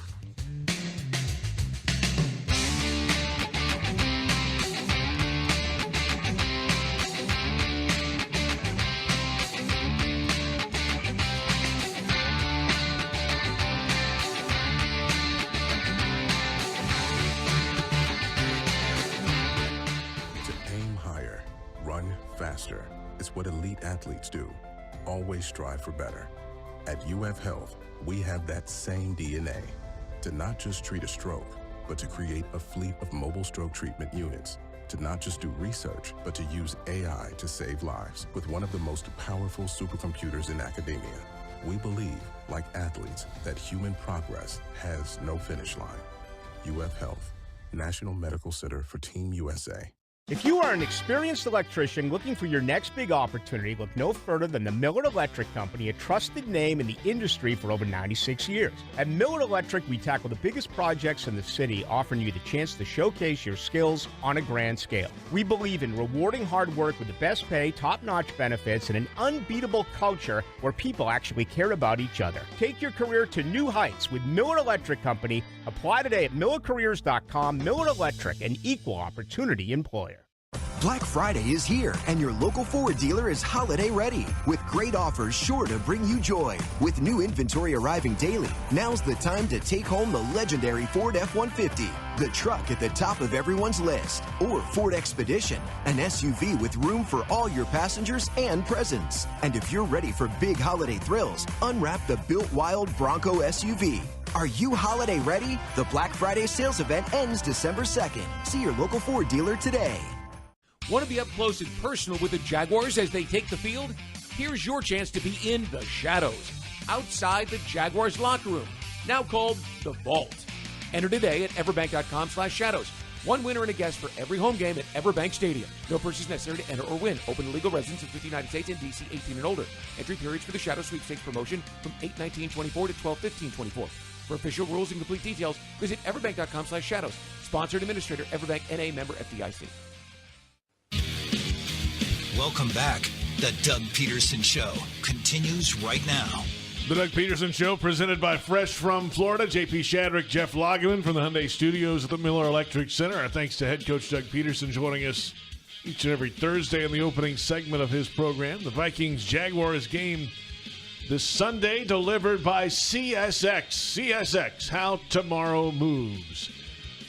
Well, there's a lot on the plate for the head coach, a lot of injuries creeping up, certainly, and they're in the middle of the stretch against these NFC teams, most notably 3 of the 4 NFC North teams, the toughest division in football this year, with all 4 teams really 500 or better. The Bears at 4-4 at the bottom of that division, but of course, Vikings this week in the mix. Next week, Detroit, we know what they're about, and then a defense that's scuffling at times and trying to slow down a Vikings offense that has the ability and the playmakers to put up some numbers on you. We need to change that graphic. What is that? It needs to read the NFC Norris division. Oh, the Norris, the old word. Chris Berman. Yeah, right. Yeah, Chris Berman used to call it the Norris division. That's right. Right? So Red Wings, Timberwolves, those hockey teams, man. Blackhawks. No, I think the Norris was the football one, right? No. I don't know. No, it's never been called. He always used to joke around that because it's kind of like a hockey-ish. Oh, got it. Yeah. Okay, yeah. That's way before my time, Logs. Yeah. That's when cable, you had an actual box on your TV, the cable, a long time ago. So, hey, explosive plays. We heard him at the very end there. Yeah. That's the number one priority for this defense. They've given up, the most in the league? Yeah, the most in the league right now, 79. Did a little bit of research, and that the average amount of explosives given up in since the NFL has gone to 17 games is 115 on the season. That's the average. And obviously the Jaguars are on pace for significantly more than that. The Chicago Bears, I think, had the most. If you go back, I think, to 2000, they had the number was 162 allowed. And that was in 2013, and that was in a 16-game slate, which is not so good. But, they've got to fix that number. It's going to be a challenge this week because, look, Jordan Addison is also a pretty good player, by the way. Yes. Justin Jefferson is a premier player. Yeah. And Addison is he was a first-round pick last year. Southern he's a good player. Sure. So it's going to be a challenge. And the tight ends, I think there's also some concern in my department anyway, for that position because I think the Jaguars have struggled a little bit with the tight end group. And I think you could save that statement and run it back the last decade. Well, and look, the Jaguars always have issues covering the tight end.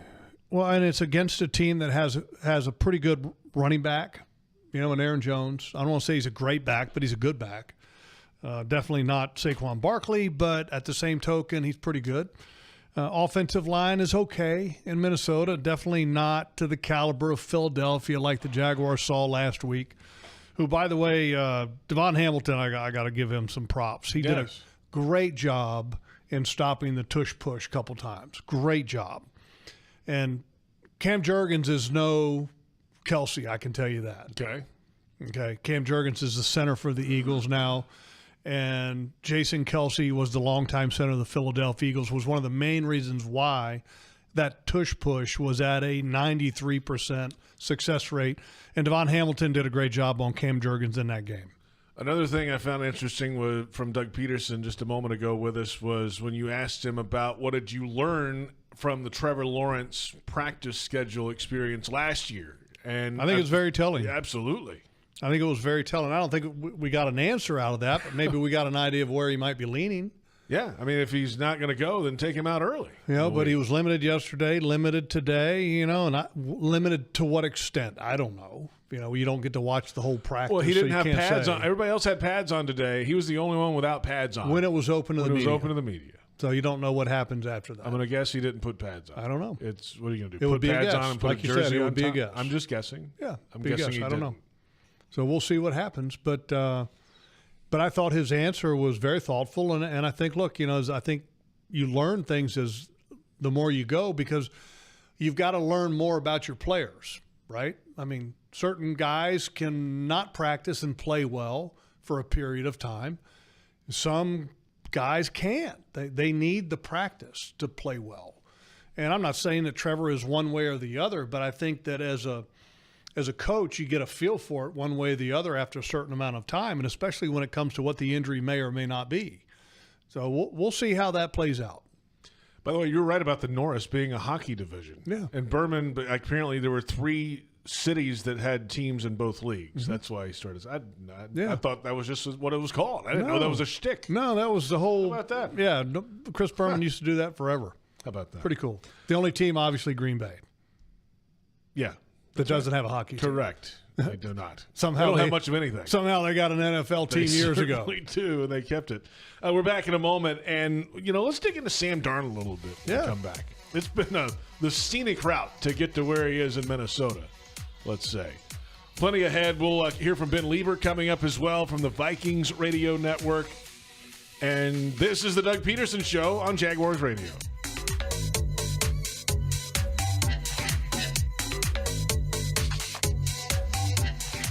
Floridians, do you know how close you are to freshness?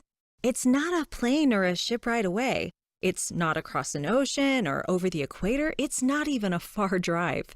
The peak of freshness is at your grocery store, and it's called Fresh from Florida. Fresh from Florida is local produce grown by farmers right here in our own state, meaning it's always fresh, always in season, and always mouth-wateringly good. Look for the sunny Fresh from Florida logo or ask for it by name where you shop. Football is back. Celebrate with a gay Duval meal deal. Score 2 Roller Grill favorites and a 20-ounce Coca-Cola soft drink for just $4.50. That means you can choose any 2 to pair with your Coke. 2 hot dogs, 2 tornadoes, 2 roller bites, or mix and match. Whether you're stopping for a quick snack or tailgating with friends, this is a victory for every Jags fan. Deal happening now through January 2nd, 2025. Stop by to purchase in store. What's here is a place that generations have trusted to help their kids grow up healthy and strong. What's here are caregivers with knowledge and expertise rivaling any children's hospital in the world. What's here is the only Level 1 pediatric trauma center in our region. What's here is Wolfson Children's Hospital, with the technology, research, and dedication to save and change countless young lives. Wolfson Children's, always here. Visit wolfsonchildrens.com. Mr. Chubby's Wings is a whole lot more than just wings. Craving the ultimate game day experience? Look no further. Swing by Mr. Chubby's and indulge in the biggest and best wings in town, all while soaking up the lively atmosphere with fellow sports fans. With plenty of game day specials and locations on the West Side, Fleming Island, Ponte Vedra Beach, and new this season, Everbank Stadium, they're here for all your game day needs. Mr. Chubby's Wings is a proud partner of the Jacksonville Jaguars. Mr. Chubby's Wings, before the game, after the game, and during the game.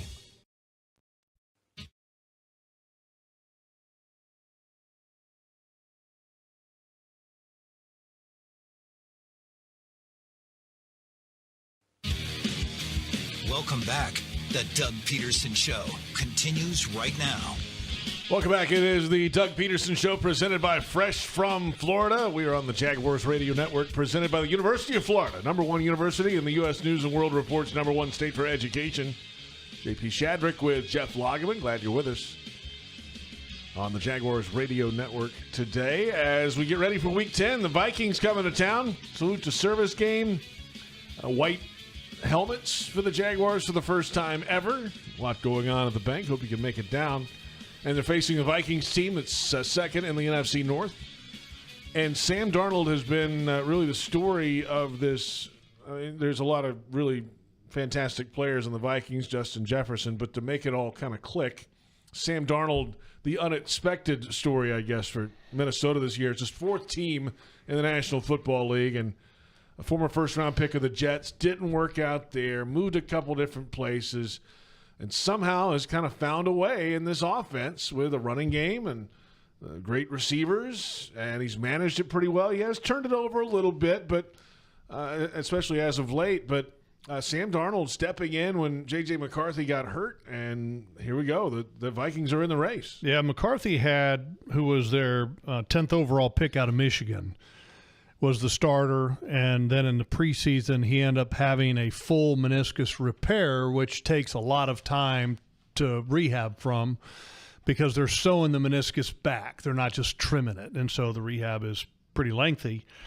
And so Sam Darnold, who signed as a free agent from the 49ers, spent 1 year with the 49ers, and I think that 1 year was extremely valuable for Sam Darnold because of the opportunity to be underneath of Kyle Shanahan for a year, who many view as the best offensive mind in football, whether you agree with that or not.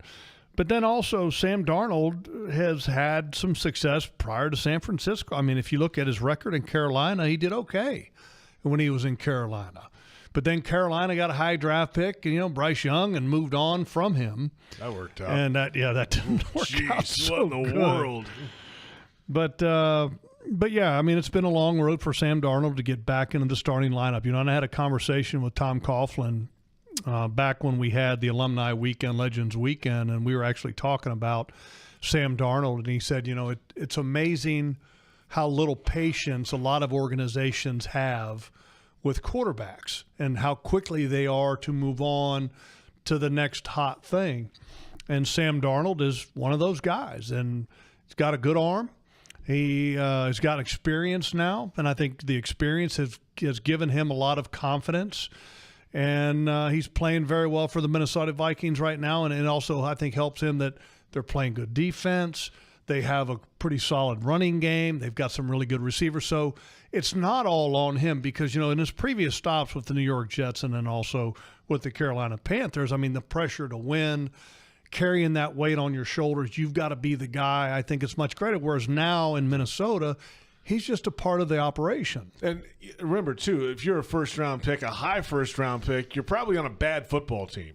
Correct. There's not a lot of people. Yeah, I mean, that's exactly Trevor right. Lawrence, right? I mean, they were not ready for prime time in his rookie season, right? Clearly. I mean, Yeah, a lot of things going put on it this there. way. That's normally how it works. Sam Darnold's career record, take a guess. Okay. I bet he's 30%. 50's played in 64 games. Okay. So what do you think? What, 60%? No. I 50? think 30%. 35%. He's 27-37. Okay. Okay. Okay. Trevor Lawrence is 22-37. Okay. I'm just saying. I mean, talk about quarterbacks that have records, that get picked from bad teams, which obviously have the higher draft pick. I think that number right there can be telling somewhat. He's a career 60% passer, but this year he is having a career best year. Okay, numbers don't lie. He's completing passes at a career high of 69.5%. His previous career high was with the Jets, and that was in his second year, and he was a 61.9%. So that's pretty impressive. 8-9 with the Carolina Panthers as a starter. Overall with the Jets, 13-25. San Francisco 0-1. Yeah. Only had one start with the 49ers that year. Last year. You know what would cure all this is pass rush on this guy, right? Well, I mean, pass rush always fixes that. But, I mean, the problem is that, look, this Jaguars defense hasn't exactly been the most dominant pass rushing team. They haven't been. I mean, last week was kind of a struggle against Jalen Hurts. The week before that, against the Grin. Look, and Josh got 2 sacks last week. Okay, I understand that. But this season as a whole, it's not exactly been, a dominant pass rush this year. And, I think it's going to be a good matchup. Cam Robinson against Josh Hines-Allen. Get your popcorn ready for that Absolutely. one. Because Cam's going to be amped up. I'm sure Josh is going to be ready to go. And the right tackle, O'Neal, for the Minnesota Vikings, Brian O'Neal, good football player. Team captain, high-level player, one of the best right tackles in the league. He's not a Lane Johnson. Yeah, who is? Okay, nobody is. Yep. There's not another right tackle that compares to him in the last 10 years in the National Football League. Want customized Jags furniture for your home? Check out ZipChair.com and browse all customizable options. ZipChair, furniture for fans. We'll return with Vikings Radio Network sideline reporter Ben Lieber, former NFL linebacker, and he'll explain what makes Justin Jefferson tick. That's next on the Doug Pederson Show on the Jaguars Radio Network.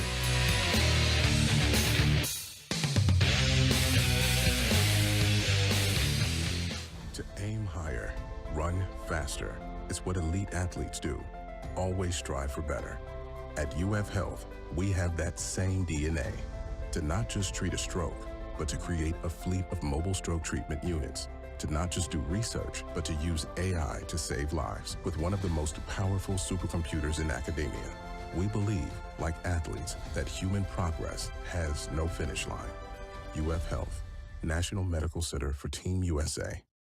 Black Friday is here, and your local Ford dealer is holiday ready with great offers sure to bring you joy. With new inventory arriving daily, now's the time to take home the legendary Ford F-150, the truck at the top of everyone's list, or Ford Expedition, an SUV with room for all your passengers and presents. And if you're ready for big holiday thrills, unwrap the Built Wild Bronco SUV. Are you holiday ready? The Black Friday sales event ends December 2nd. See your local Ford dealer today. Are you ready for some football? Well, you are now, thanks to Ticketmaster. As the official ticket marketplace of the Jacksonville Jaguars and the NFL, Ticketmaster's got the best way to take it to the house when it comes to being there live. They're the safest and most convenient marketplace to score fully verified Jaguars tickets. And even if your plans get broken up or worse, turned over, Ticketmaster gives you more flexibility to sell your seats. So get those touchdown celebrations ready and score your tickets today at Ticketmaster.com/Jaguars. Jaguars fans are gearing up and saving big at Fanatics.com, the world's largest collection of officially licensed fan gear from all the leagues, teams, and Jaguars players you love. Shop the most trusted brands, exclusive designs by Fanatics, and autographed collectibles from today's biggest stars. Join Fanatics Rewards today and earn fan cash on every purchase. Shop now and get today's special offer. Fanatics.com, officially licensed everything. Welcome back. The Doug Pederson Show continues right now. The Doug Pederson Show presented by Fresh from Florida. The Jaguars face the Vikings this Sunday for the Jags Salute to Service game. And you'll see the shell white alternate helmets in action for the first time ever. And join us in honoring the military all game long. Lock in your tickets at Jaguars.com/tickets.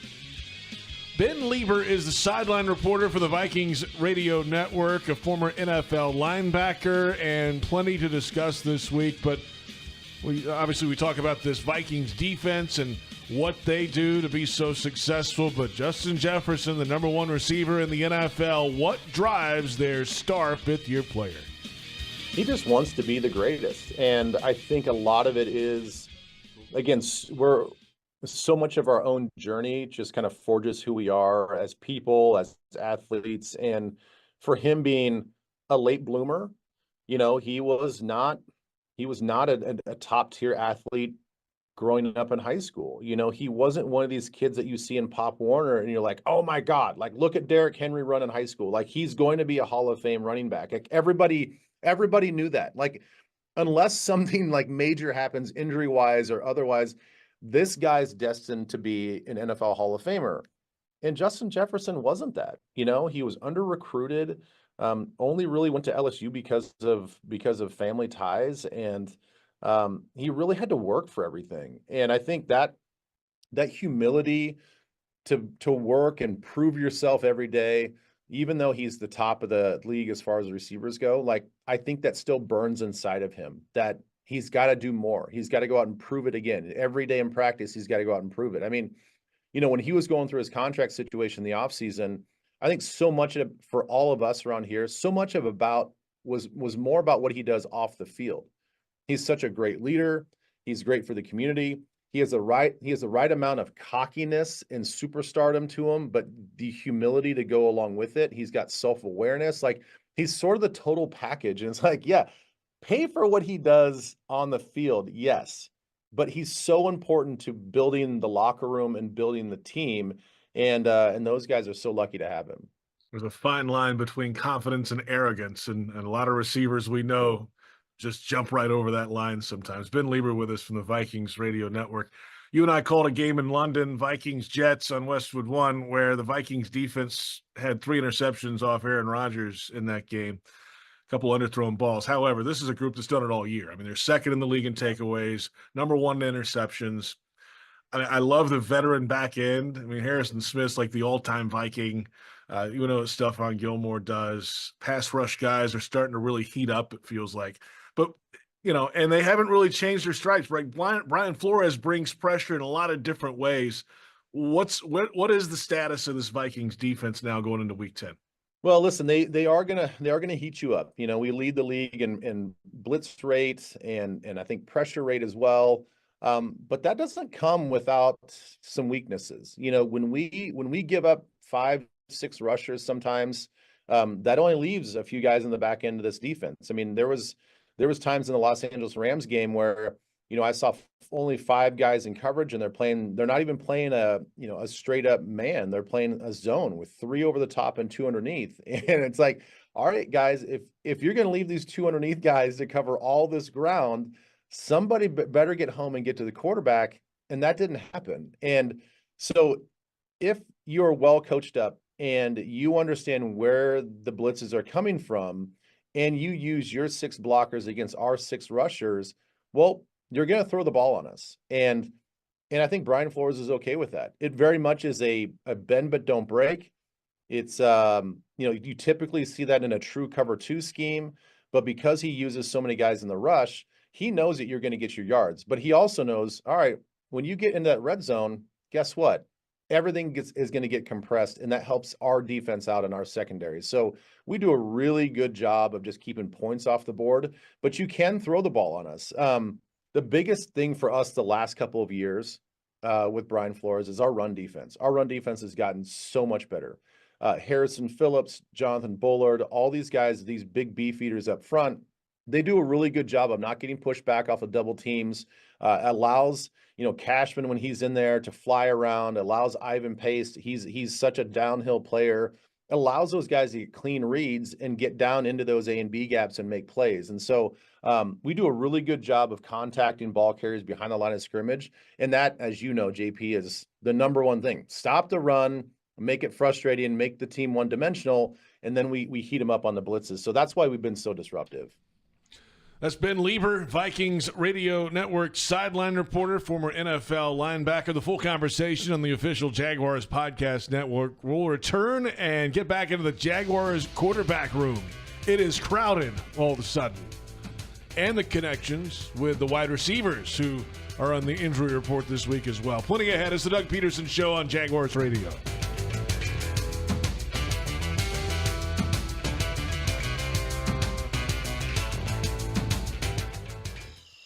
Can you imagine rising for work before the crack of dawn? Tending to hundreds of acres of land before dusk? Well, that's what happens on 47,000 Florida farms every day. Florida's farmers work hard to grow nutritious food for you and your family. And you can help support them by enjoying delicious Fresh from Florida produce. Look for the sunny Fresh from Florida logo where you shop, or visit freshfromflorida.com to learn more. Mr. Chubby's Wings is a whole lot more than just wings. Craving the ultimate game day experience? Look no further. Swing by Mr. Chubby's and indulge in the biggest and best wings in town, all while soaking up the lively atmosphere with fellow sports fans. With plenty of game day specials and locations on the West Side, Fleming Island, Ponte Vedra Beach, and new this season, Everbank Stadium, they're here for all your game day needs. Mr. Chubby's Wings is a proud partner of the Jacksonville Jaguars. Mr. Chubby's Wings, before the game, after the game, and during the game. What's here is a place that generations have trusted to help their kids grow up healthy and strong. What's here are caregivers with knowledge and expertise rivaling any children's hospital in the world. What's here is the only Level 1 pediatric trauma center in our region. What's here is Wolfson Children's Hospital, with the technology, research, and dedication to save and change countless young lives. Wolfson Children's, always here. Visit wolfsonchildrens.com. The 2024 season is Pawsome. Register your pet for the Four-Legged Fan Club, presented by Forever Vets Animal Hospital. Your furry friend can access exclusive merchandise, events, and sweepstakes throughout the season. Fan club members will be automatically entered to win the Pet of the Game sweepstakes, with 2 Jags tickets and sideline passes for pet owners, and the chance for your pet to be featured on the video boards as Pet of the Game. Visit jaguars.com/promotions/Four-Legged Fan Club to sign up.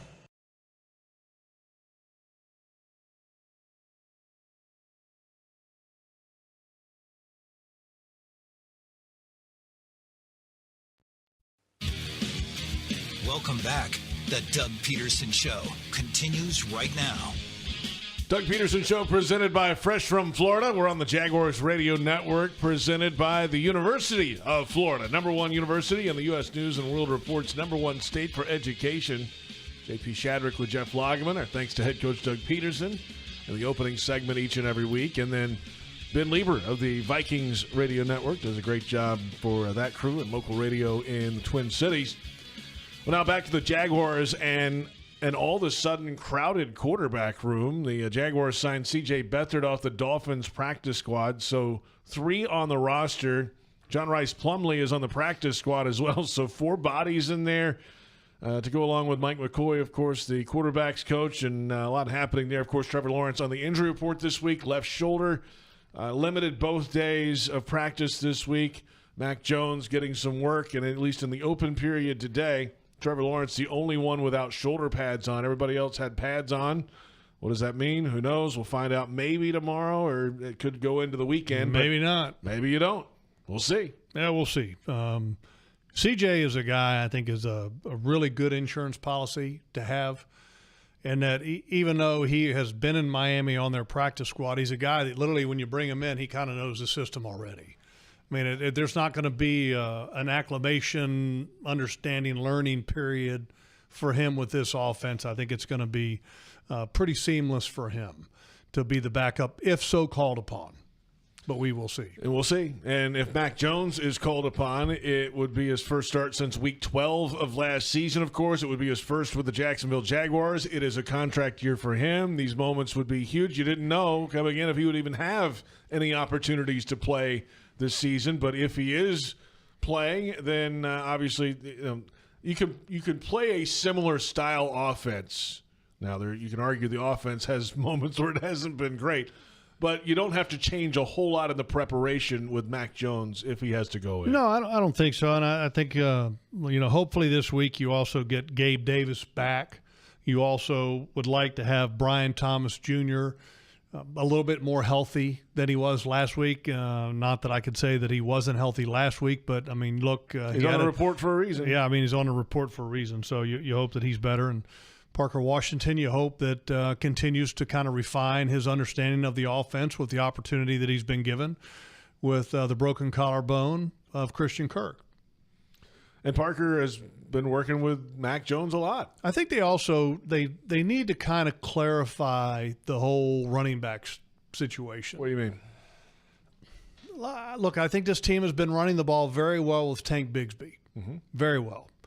And I think that they kind of got to define those roles. If you look at the numbers, when you've had both guys active, Tank's numbers have been down. When Tank's had to be the guy, his numbers have been up. So I think you got to find a nice comfort zone in there. You wonder how good or how healthy Etienne's hamstring is. And the reason I asked that, at the end of the ball game, you have Dearness Johnson in there instead of your guy, Etienne, right? Etienne, I mean, he's your starter. That's right. And he's been a lot more involved in the passing game as of late, right, when he's been healthy. And by the way, all three running backs are on the injury report today. Tank Bigsby with an ankle has been on there a couple weeks now. You mentioned Etienne, but Dearness Johnson up with a hamstring today was limited. He was not on the report yesterday, so that's popped up. Anton Harrison on the injury report. Is he on there? Harrison is not on this injury report. Okay. So that's good. All He was right, a scare last week with his left knee. And I'm sure that that there's a little something there to where he's got to ice it, but not enough to maybe put on the injury report. I'm not exactly sure what you have and have to not report on the injury report. He's not on the list. He's obviously going to be playing this week without any question. Correct. So there you have it. Banged up football team. Let's return. Everybody is, though, JP. This Everybody in the November. National Football League. And I don't want people to think that you're saying that to make an excuse for this football team, because the reality is every team in the league is beat up right now. Fact. Everybody's dealing with something. Remember 2017 when the Jaguars defense missed 2 starts all season across the board, and it was the 2 weeks that Telvin Smith had a concussion at the end? It was all the starters were out there every game. It doesn't That happen. never happens. No. Never happens. It's an all-timer. And the Vikings are dealing with injuries, too, just like the Eagles were dealing with injuries last week. It happens. Register your furry friend for the Jaguars official 4-legged fan club for pets presented by Forever Vets Animal Hospital. Your pet will receive access to exclusive merchandise, events, and sweepstakes throughout the season. Visit jaguars.com/promotions/4-legged fan club and sign up today. We'll take a look at the AFC South battling the NFC North. Tough stretch continues for the Jaguars, and it's the Doug Pederson Show on the Jaguars Radio Network.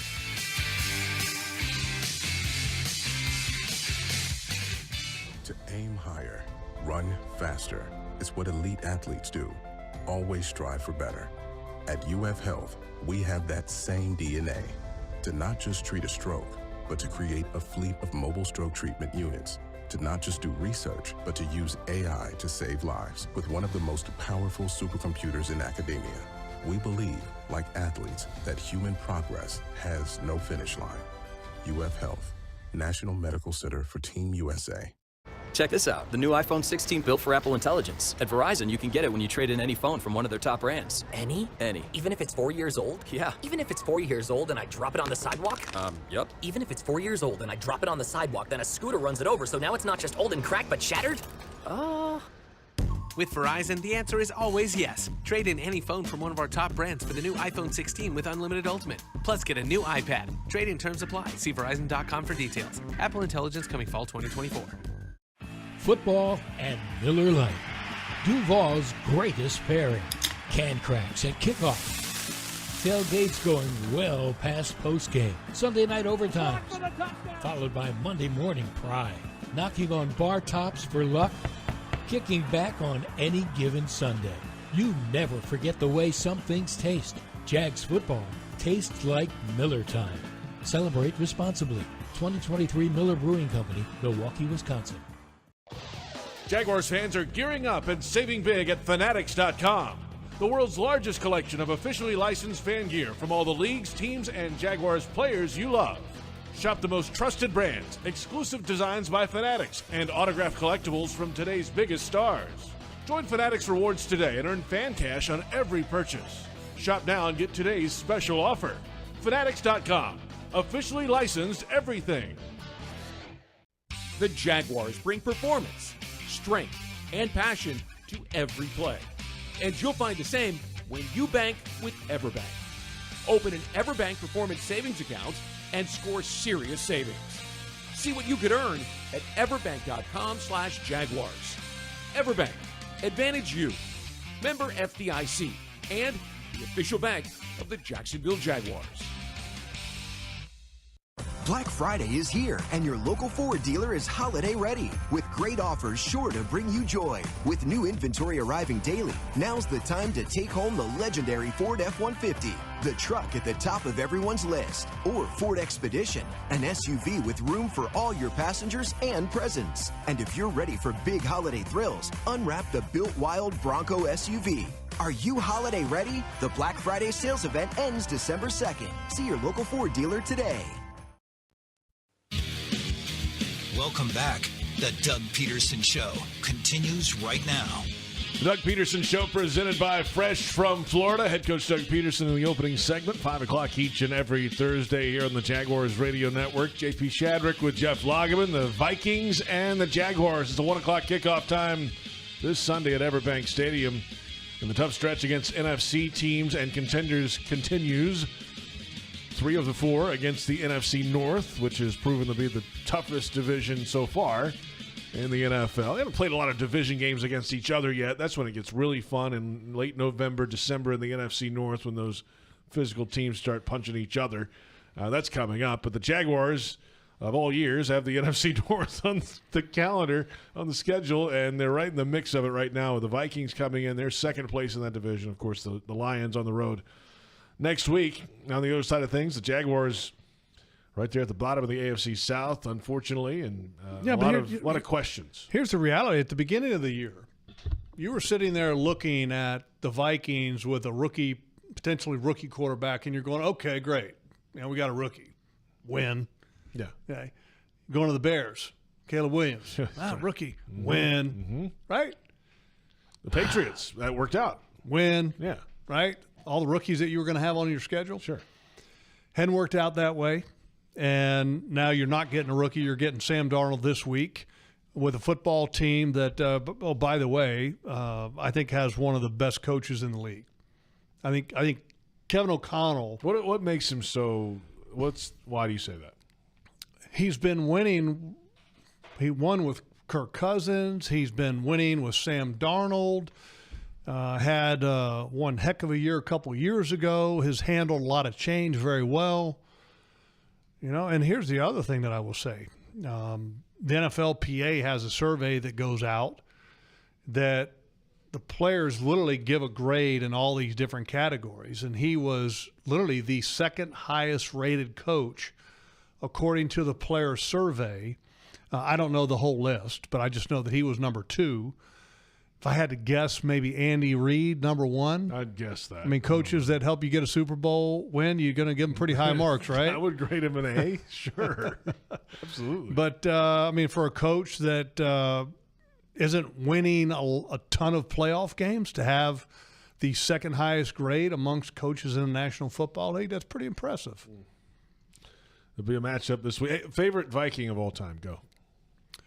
For me, Chris Dolman, just because I used to watch him to try to learn, to gain some of the things that he had in his game. But, when they had – it was Keith Millard, Chris Dolman, Al Noga, and I'm trying to remember the other guy. It was a big defensive lineman. It was a defensive tackle, and you could probably find out who it was. They had 4 guys in Minnesota that could flat-out ball. And I used to turn the film on and watch those guys play, and it was not quite as good as watching Clyde Simmons, Reggie White, Mike Golick, and Jerome Brown, because that was the best watching I ever had. Mm-hmm. Those guys were amazing. But the guys in Minnesota were just, crazy. John Randall, thank you. Yes, Randall. John Randall was in that mix as well. Those guys were fantastic. Give me Randy Moss all day. That was prime, teenage years for me when he came out of Marshall and then burst on the scene. He had the 3 touchdowns and 3 catches on Thanksgiving that year, remember? Mm-hmm. And the infamous graphic where he's saying hi to mom and the whole. I love that stuff and just the way he went about it. And as his career went, we know what happened. Certainly, Hall of Fame player. Chris Dolman, though, and I mean, he was just so athletic and strong. And then John Randall was just sick. Oh, yeah.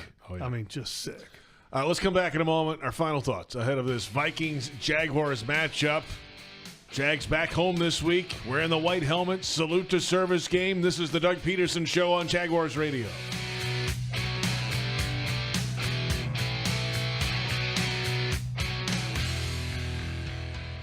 Floridians, do you know how close you are to freshness? It's not a plane or a ship ride away. It's not across an ocean or over the equator. It's not even a far drive. The peak of freshness is at your grocery store, and it's called Fresh from Florida.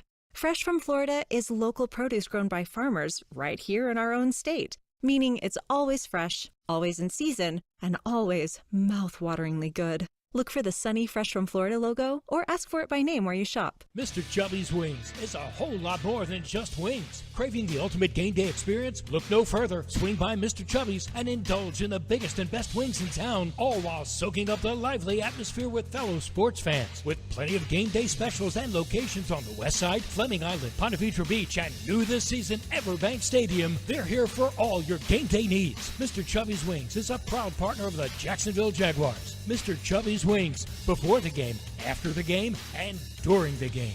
If you are an experienced electrician looking for your next big opportunity, look no further than the Miller Electric Company, a trusted name in the industry for over 96 years. At Miller Electric, we tackle the biggest projects in the city, offering you the chance to showcase your skills on a grand scale. We believe in rewarding hard work with the best pay, top-notch benefits, and an unbeatable culture where people actually care about each other. Take your career to new heights with Miller Electric Company. Apply today at millercareers.com. Miller Electric, an equal opportunity employer.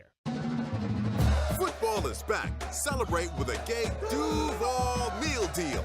Score 2 roller grill favorites and a 20-ounce Coca-Cola soft drink for just $4.50.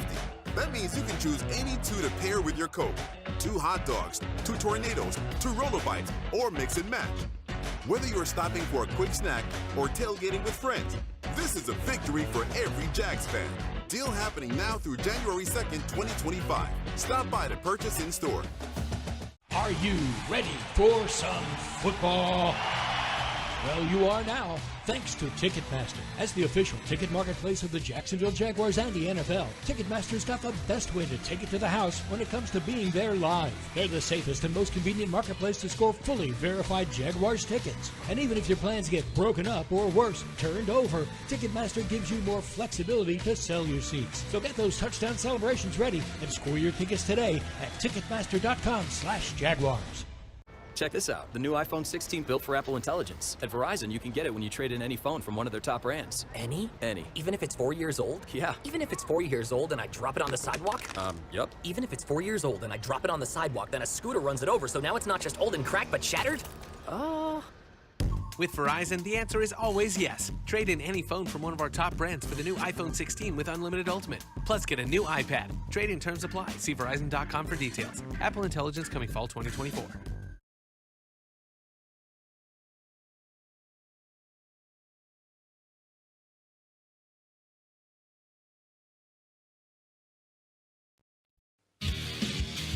Welcome back. The Doug Pederson Show continues right now. The Doug Pederson Show presented by Fresh from Florida on the Jaguars Radio Network. JP Shadrick with Jeff Lageman. Our thanks to head coach Doug Pederson. The opening segment each and every week. Ben Lieber of the Vikings Radio Network. That full conversation soon on the official Jaguars Podcast Network. And the Minnesota Vikings come to town. Second place in the NFC North facing the Jacksonville Jaguars. The game delivered by CSX. CSX, how tomorrow moves. It's a 1 o'clock kickoff time. We'll go on the air on the network with countdown to kickoff at 12 noon and get you ready for the matchup. And what a matchup it should be. I mean, this Jags team has gotten themselves in early holes. We heard the coach talk about it earlier, and somehow the last couple times they've been able to fight their way back a few times. But at some point, I mean, you can't do that. Get away with it. Look, you're just trying to get one game right now. I mean, that's all you're trying to do. And you got a wide receiver coming in that's going to be amped up to play this defense. $140 million contract wide receiver, $110 million guaranteed in Justin Jefferson. He's worth every penny. He's a heck of a football player. Heck of a football player. And then it's going to be, look, I want to see what Ryan Nielsen's going to do. I mean, you've got to do something besides just say, hey, we're going to play our defense. Can't do that. You got to do something to stop one of those elite players in the league like Justin Jefferson. And, like last week, you got two. It's kind of hard to kind of focus on one or the other because they're both really good. In this game, he's clearly the elite of the two. Addison's not in that category. They're good. So you have to put attention on Justin Jefferson. And Jalen Naylor is another guy who they've thrown to effectively. He's caught most every ball that's been thrown to him this year. He's having a career year. Yeah. But, I mean, he's not in that category. No, he's different. not. He's Possession not in that type. category. Yeah, that's fine. Not in that category. So Hawkinson's back. I mean, so this is a challenge for the defense. And Hawkinson, last week was his first game back. He had the ACL in December of last year, one of the best tight ends in football. Amazing the Detroit Lions traded him within the division, which usually doesn't happen. Yeah. They got Laporta, though, over there. They got a really good one. But Hawkinson's a good football player, but you can tell he's not quite – he doesn't have that snap, that quick twitch that most guys have and that he had before. But he's a good player. He's a good player, and I think he's going to help the Minnesota Vikings this year. He's not wearing a knee brace of any kind that you can see watching the film. Running good routes. Looks like he's got some speed to him. If Josh Hines-Allen wasn't available, you think Hawkinson was the pick in 2019 for the Jags? Yeah, I do. I think he would have been that guy. I think nobody was expecting Josh Allen at that time to be available. All right, that's Jeff Lageman. I'm JP Shadrick. Our thanks to David Cho, Brent Reber, Joe Fortunato, of course, head coach Doug Pederson, Ben Lieber of Vikings Radio. And thanks to you for listening. We'll see you at the bank on Sunday for the Vikings and Jaguars. Thanks for listening to the Doug Pederson Show on the Jaguars Radio Network.